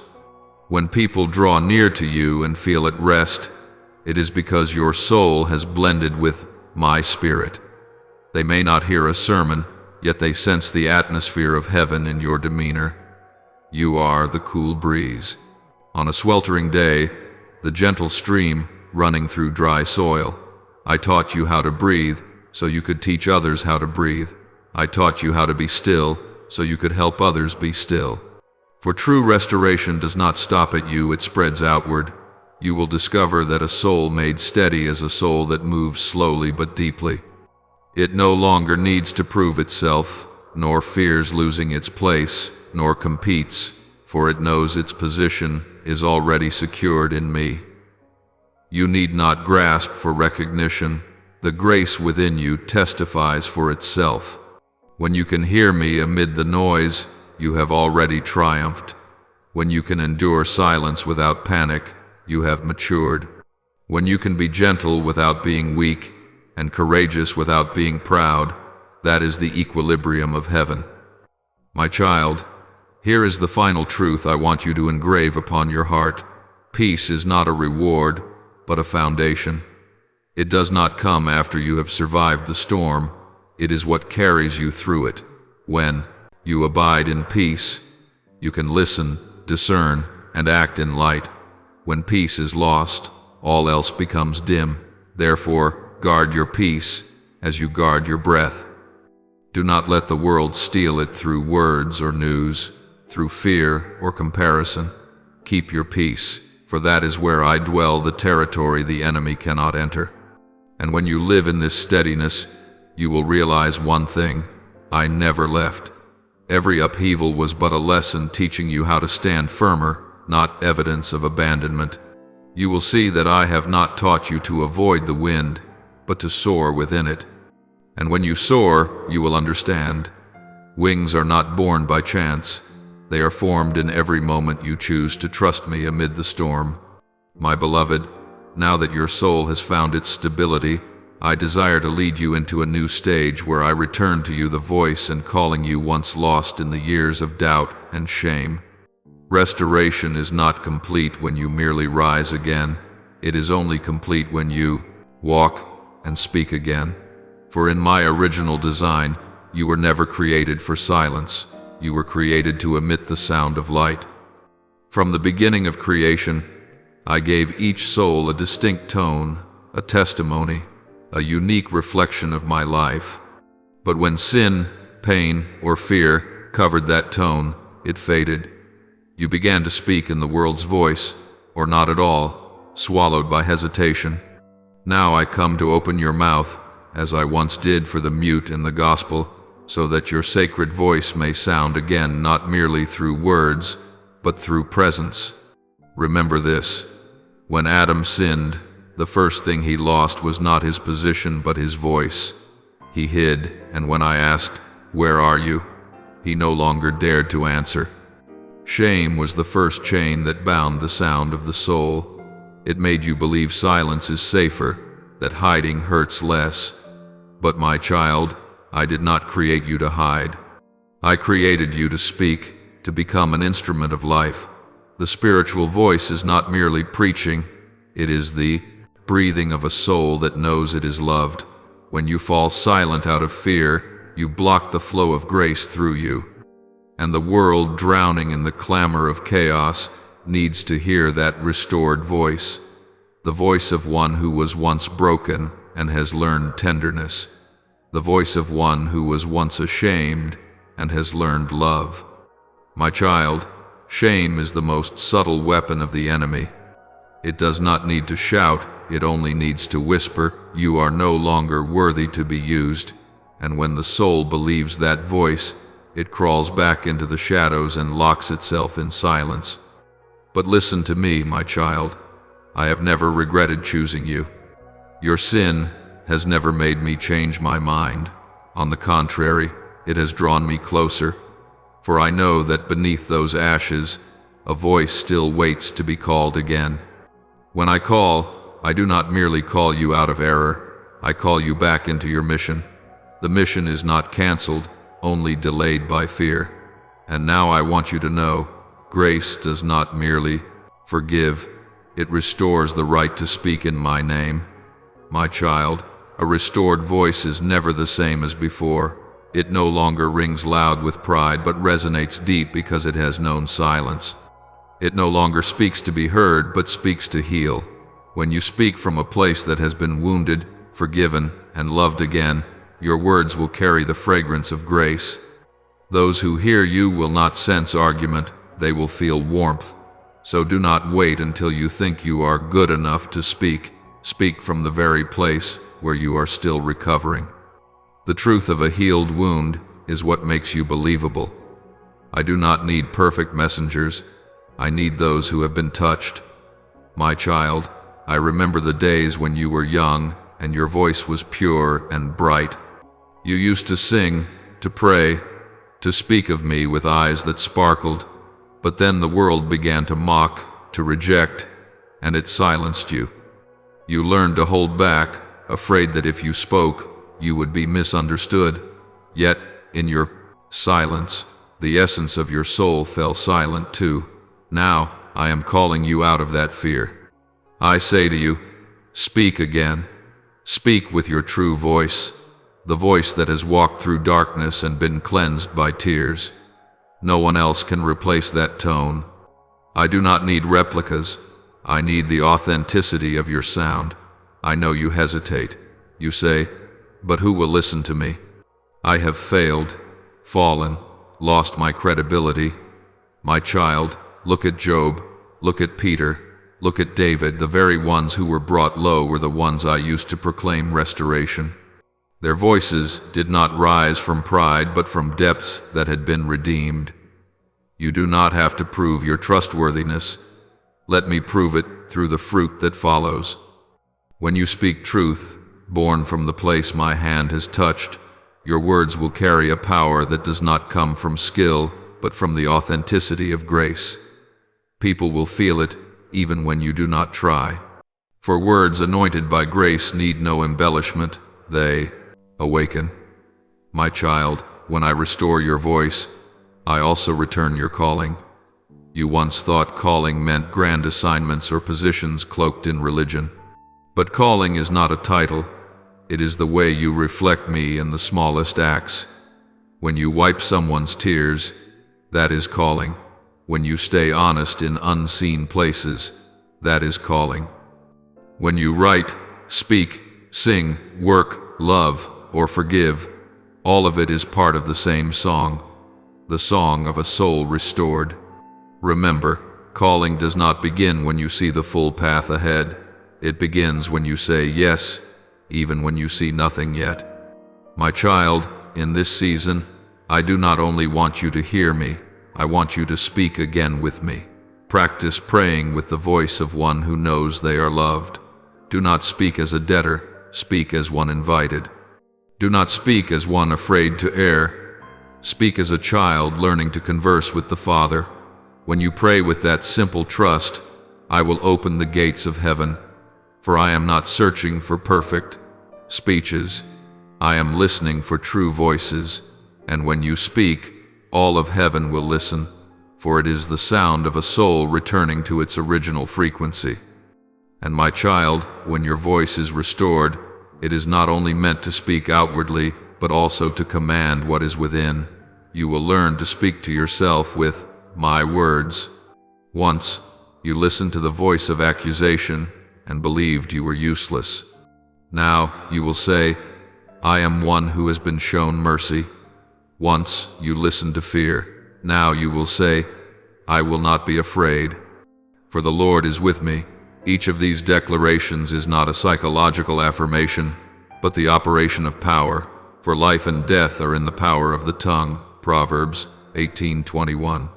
When you speak according to my word, you are re-establishing the divine order within your world. The restored voice does not merely comfort others, it first sets you free. My child, let me teach you how to speak with the breath of the Holy Spirit. Do not speak when your heart is unsettled. Listen until your soul aligns with peace. Then every word that leaves your lips will carry the weight of heaven. You will no longer need many words, for power does not lie in length but in purity.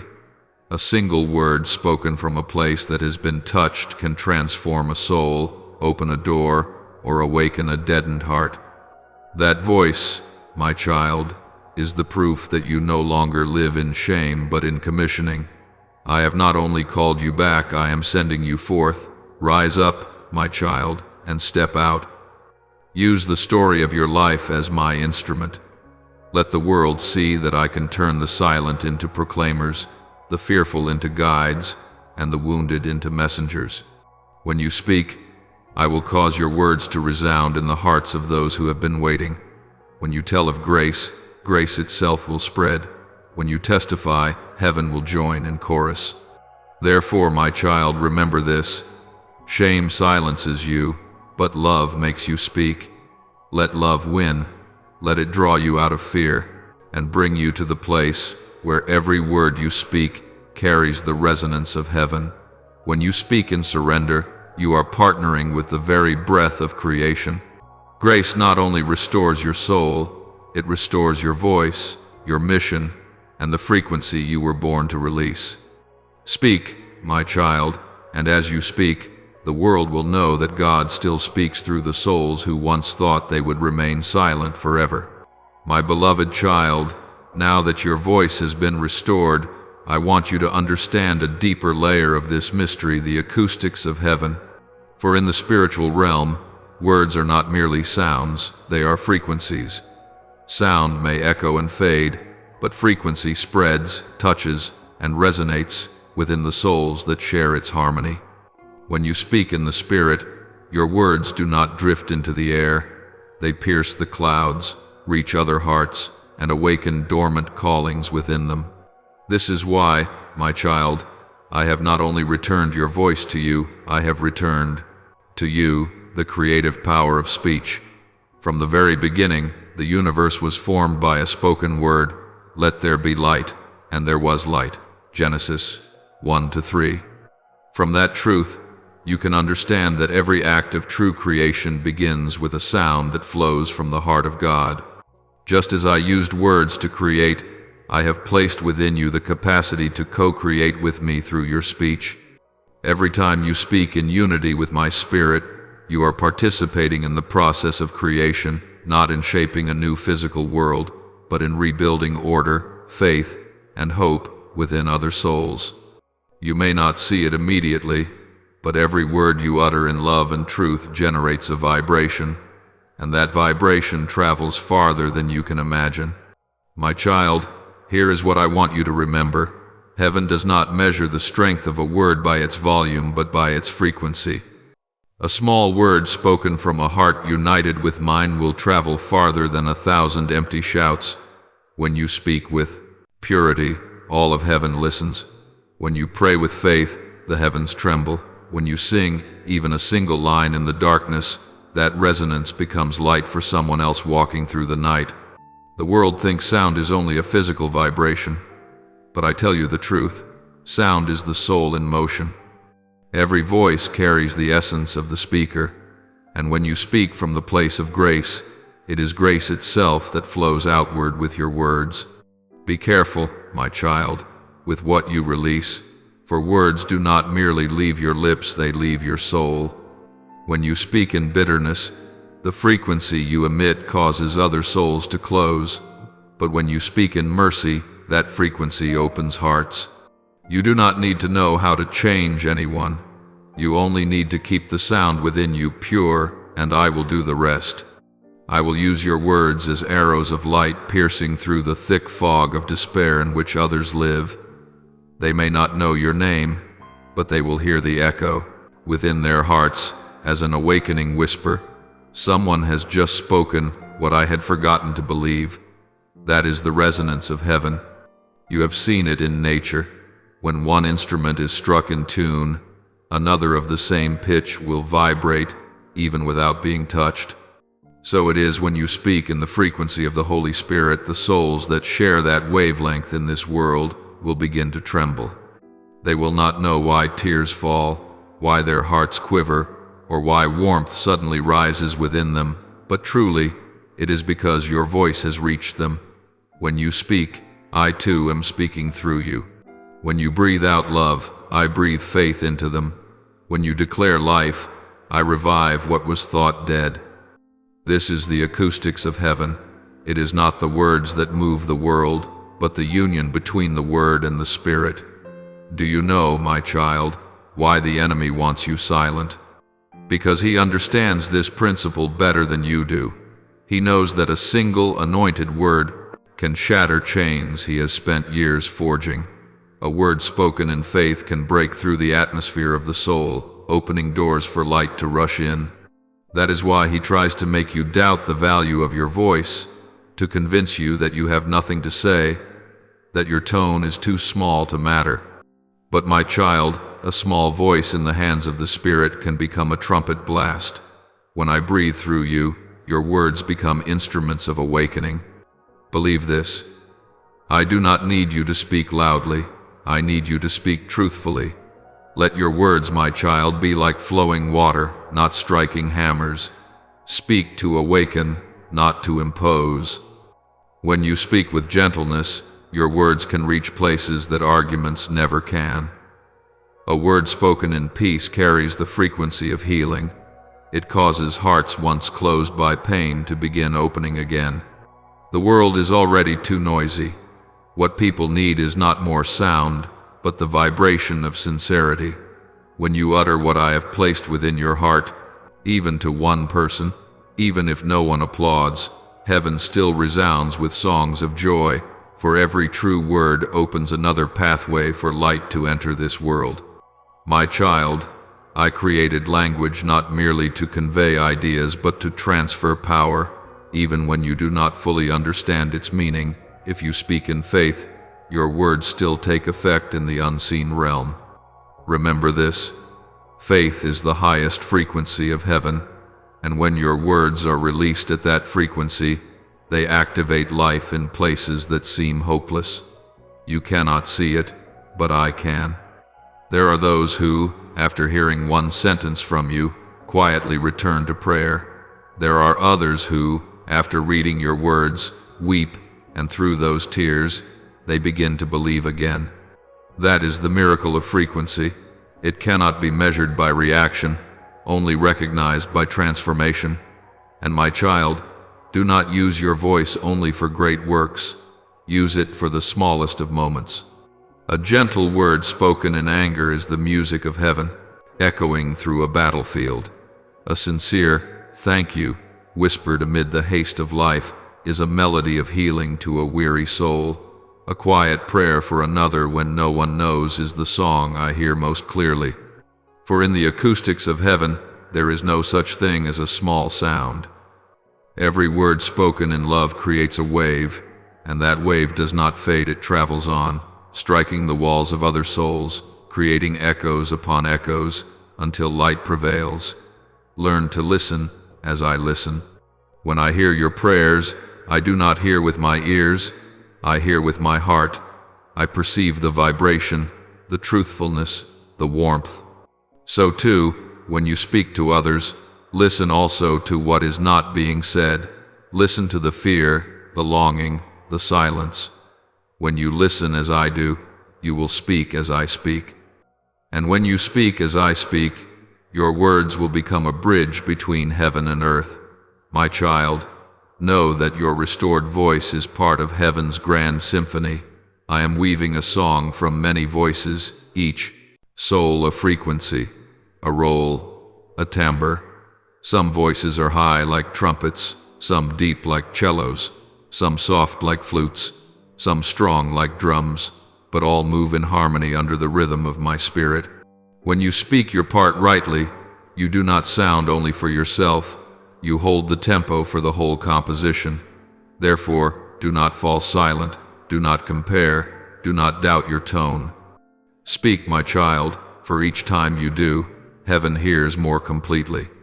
And this is the last thing I want you to know.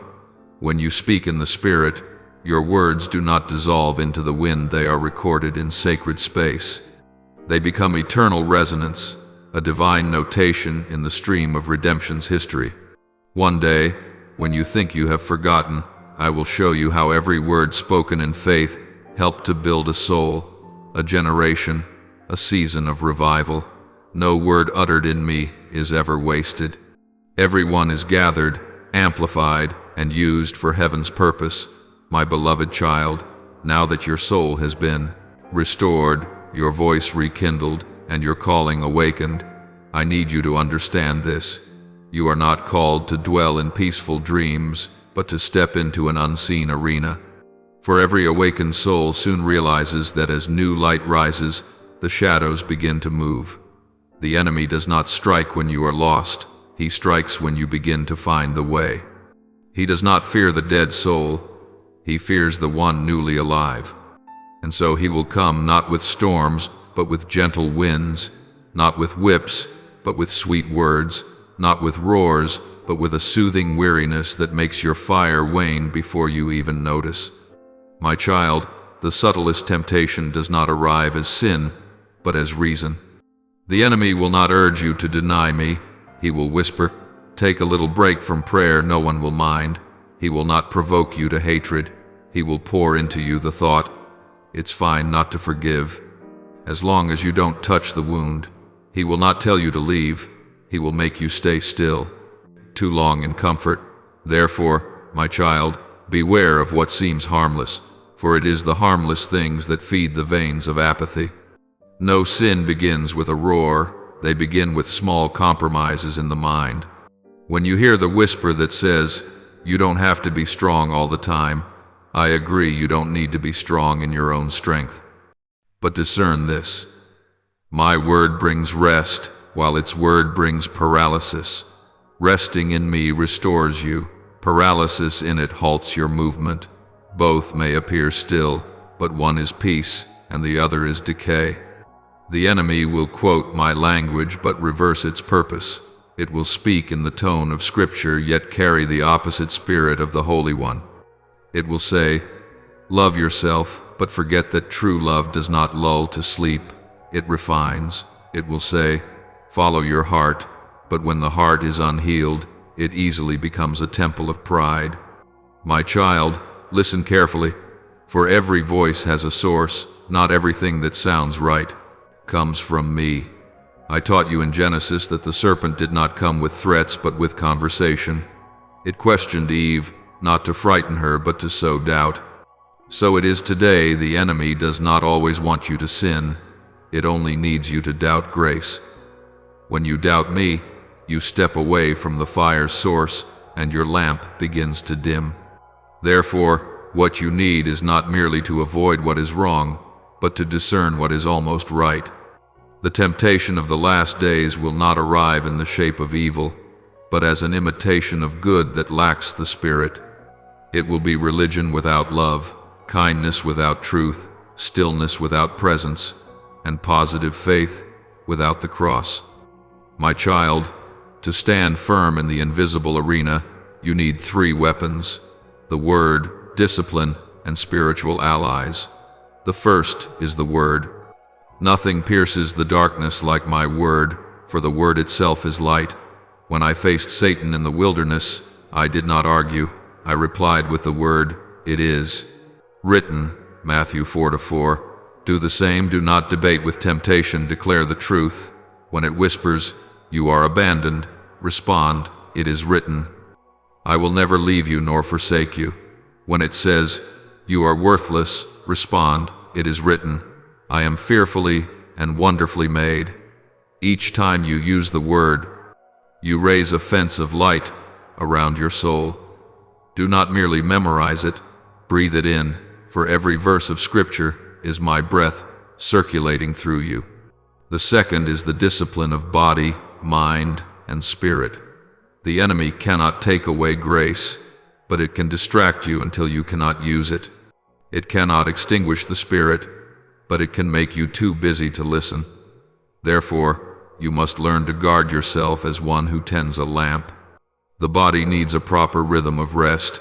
The mind must be bathed daily in the Word. The soul requires quiet hours to hear my voice. Discipline is not a burden, it is the fence that keeps the fire from spreading astray. If you wish to keep the flame burning long, you must learn to burn with order. And third, you need spiritual allies. No one walks through the desert alone and keeps the fire alive forever. Even Moses needed Aaron to hold up his hands when weary. I created you within community so you would learn the sacred exchange of breath. When your soul grows weak, another's flame can reignite yours, and when theirs flickers, you will do the same for them. This is the secret of endurance. Never guard the fire alone. Find those whose hearts beat with the same rhythm, not the flawless, but the hungry. They will not let you fall asleep, and you will keep them awake. The fellowship of the awakened is the fortress of faithfulness. My child, do not fear this arena. The enemy has no power over you. It only has words, but its words can never prevail over my word within you. Each time you choose to believe, the flame grows brighter. Each time you pray, even faintly, heaven hears, and the darkness retreats. Each time you forgive, an entire kingdom of light opens. You do not fight for victory, you fight from victory, the one I have already won on the cross. Your task is only to stand, to keep the lamp, to keep the faith, to keep the rhythm of prayer, and when you keep the fire, my child, do not try to keep the feeling, keep the connection. Fire does not die because it lacks heat, but because it loses its source. That source is me. Stay near, even if only in silence, in tears, or in sighs. I do not require a shout. I only ask for a true breath. Do not fear when the flame weakens. Fear only when you stop looking at me. For the moment you turn back, I will breathe again, and the fire will rise anew. My beloved child, in the spiritual journey, keeping the flame is harder than kindling it. Many souls begin with zeal, with tears, with vows of devotion, but as the long, quiet days pass, the flame does not go out. Suddenly, it cools slowly, dims gradually, and turns into warm ash. The danger is not the outer darkness, but the inner fading. That is why I long to teach you the art of tending the flame, not through fear, but through love, not through striving, but through connection, not through tension, but through abiding. My child, the spiritual fire is unlike the fire of the world. It does not burn on emotion, but on communion. When you stop speaking with me, the flame weakens. When you return to prayer, it brightens again. This is the law of the sacred fire. It lives through unbroken fellowship. The world believes one must do much to keep the fire alive. But in my kingdom, keeping the fire means keeping the rhythm of conversation with the one who kindled it. If you strive to preserve the feeling, you will grow weary, but if you preserve the connection, the flame will burn on its own. For the fire was never entrusted to you alone. I am its source. When you are near me, the fire is near. When you drift away, it cools. It is that simple, yet as profound as breath. Remember, my child, dryness is not a sign of abandonment. There are seasons when I lead you through the desert, not because I am silent, but because I am deepening your roots. When the ground is dry, roots must reach deeper for water. When the soul feels dry, you will learn to seek me in depth rather than on the surface. The dry season does not kill faith, it refines it. It teaches you whether you trust me for who I am or merely for the feelings I bring. Recall how, in the wilderness, Israel was still fed with manna each morning. They only needed to step out and gather it. Likewise, in your season of dryness, grace still falls not in torrents, but enough for today. Your task is to step out from the tent of complaint and gather your portion. To keep the fire does not mean to always blaze. It means not to let it die. Even when only embers remain, I can breathe them back into flame. Be watchful on the days you feel nothing, for that is when the enemy whispers, "The fire is gone." But my child, emotion cannot measure faith. Faith lives even when feeling sleeps.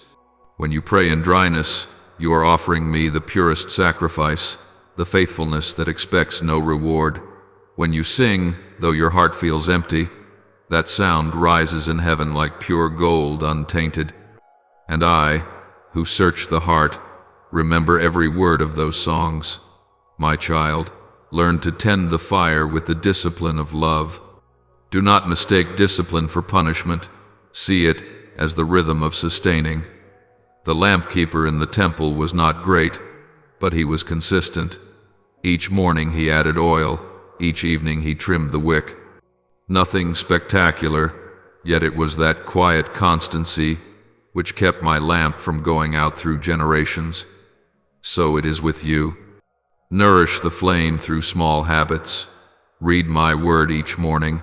Pause for a few minutes each day to listen, and end each night with gratitude. Do not chase intensity, seek steadiness, for in the kingdom of heaven, endurance is a silent miracle. Yet, my child, there is a secret every keeper of fire must learn. Never guard the flame alone. A solitary lamp fades easily, but many together become a torch. When you pray with someone, when you share my word with another, when you testify of the grace that sustained you, your inner fire is refueled by communion. The enemy wants you to believe that solitude is safety, that no one understands you, that silence is enough. But you were not made for isolation. You were made for connection. Seek those who love me, not many, just genuine ones. A sacred conversation between two honest souls can rekindle the fire in both. My child, I know there are times you grow tired. Keeping the flame alive is a long and silent battle. No one applauds the steadfast, but I see. Remember this, every lasting fire is a humble one. When the flame bows low, the wind cannot extinguish it.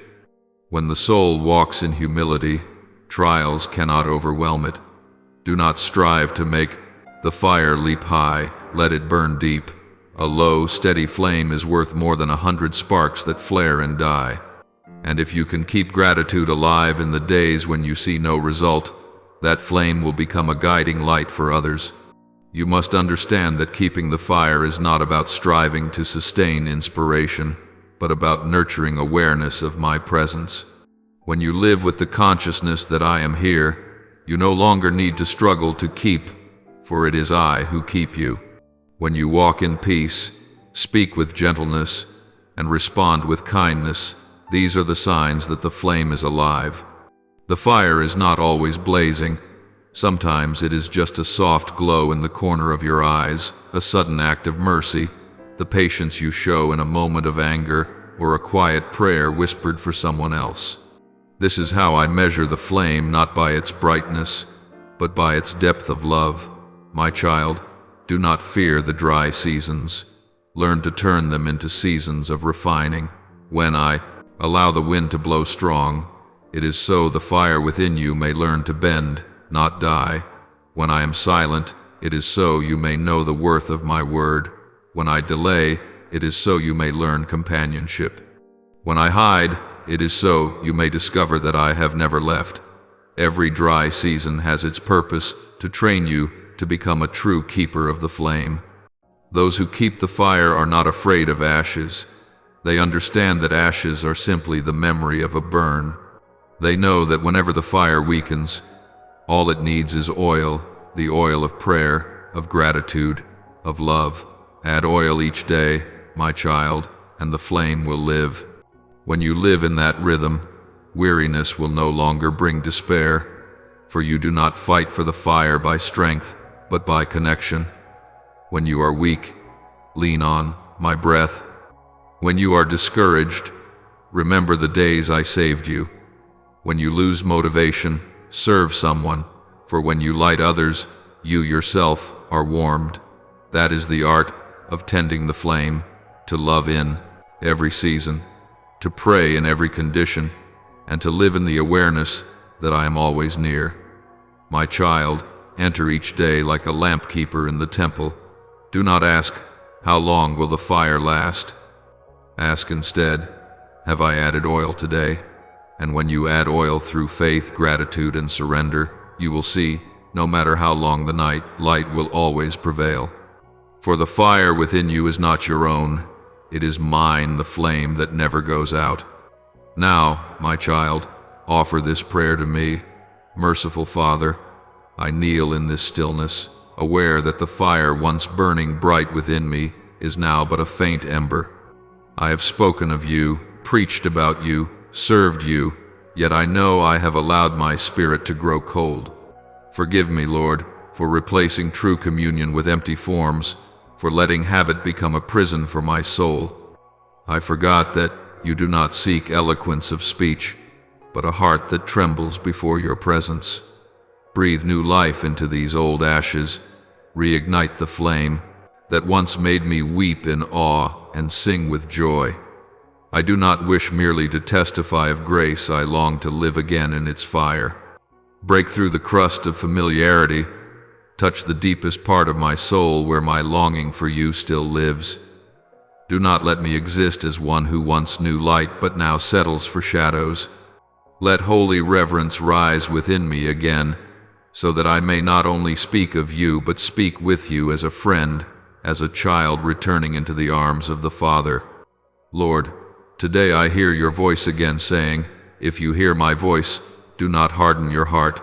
Those words do not come to condemn, but to awaken my heart from its sleep. I have listened so often that truth has grown familiar. I have known so much that wonder has faded. Break, O Father, the wall of numbness I have built around my heart. Do not let me become one who memorizes your words, yet loses your voice.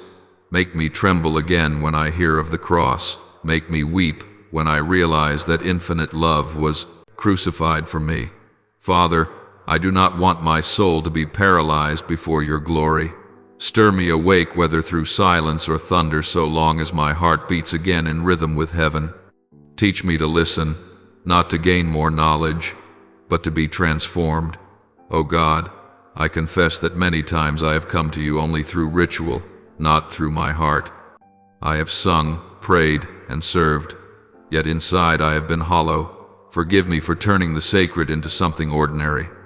Remind me that miracles are still happening every day, the breath, the light, the life, and your love that surrounds it all. Open my eyes to see that you have never stopped speaking. It is I who stopped listening. Restore the sense of holy wonder within my spirit so I may behold even the smallest things with new eyes.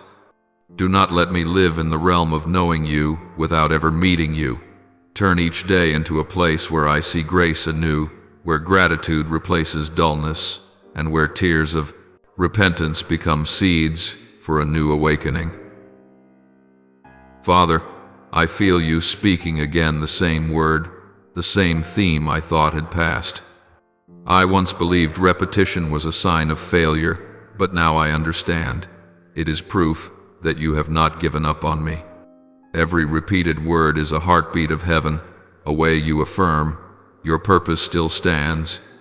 Keep me from running from that call, even when it hurts. Help me remember that you are healing me. Wash me from guilt and shame, and teach me to believe that grace is more patient than sin. When old words echo again, help me listen as if for the first time. When you repeat yourself, let my heart soften instead of resist. May the repetition become a beginning, not an ending. I open my heart to the second call, for I know within that echo lies the unchanging love that endures forever. God of patience, I thank you for speaking again, even after all the times I have forgotten.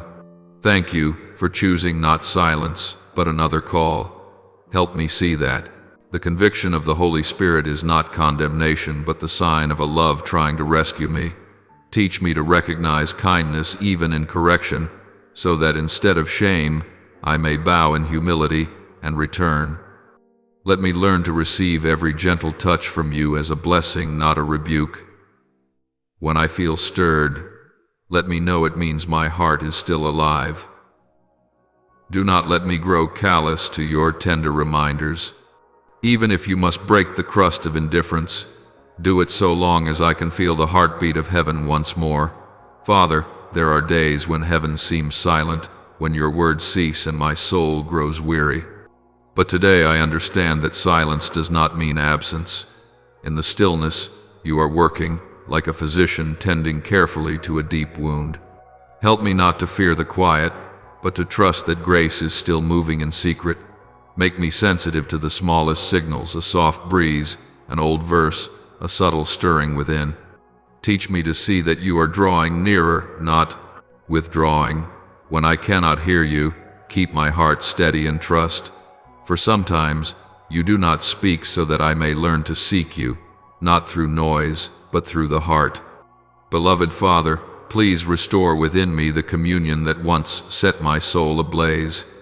I have come to know much about you, yet I no longer know you intimately.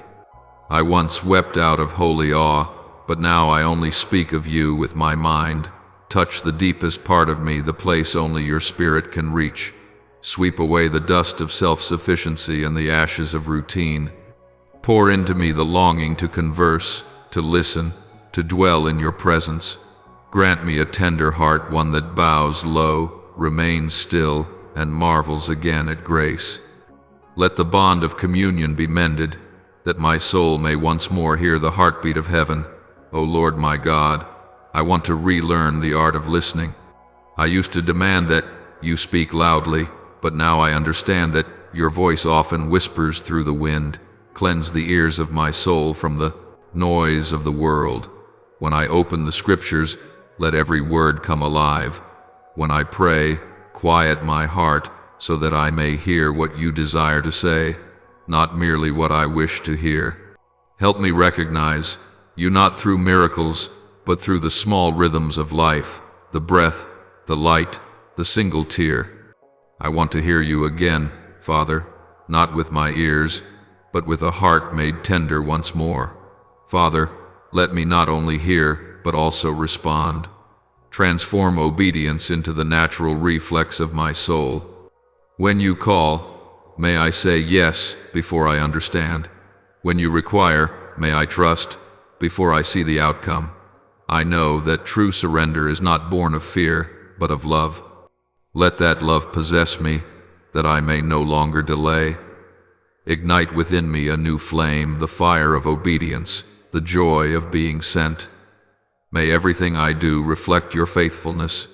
O God of beginnings, I thank you for never letting me go. This second calling is not a verdict, but a doorway of grace. I step through it trembling, yet grateful. Use my past as soil where new life may grow. Turn my failures into lessons, and my wanderings into testimonies of mercy. I believe you are rewriting my story, not erasing it, but changing its ending. Help me live each day as a quiet answer. I am here, ready to listen and to follow. May this beginning be recorded in heaven as proof that your love has triumphed. I offer this prayer in the holy name of Jesus Christ. Amen. And don't forget to subscribe and turn on notifications so that together we may build a strong community of faith.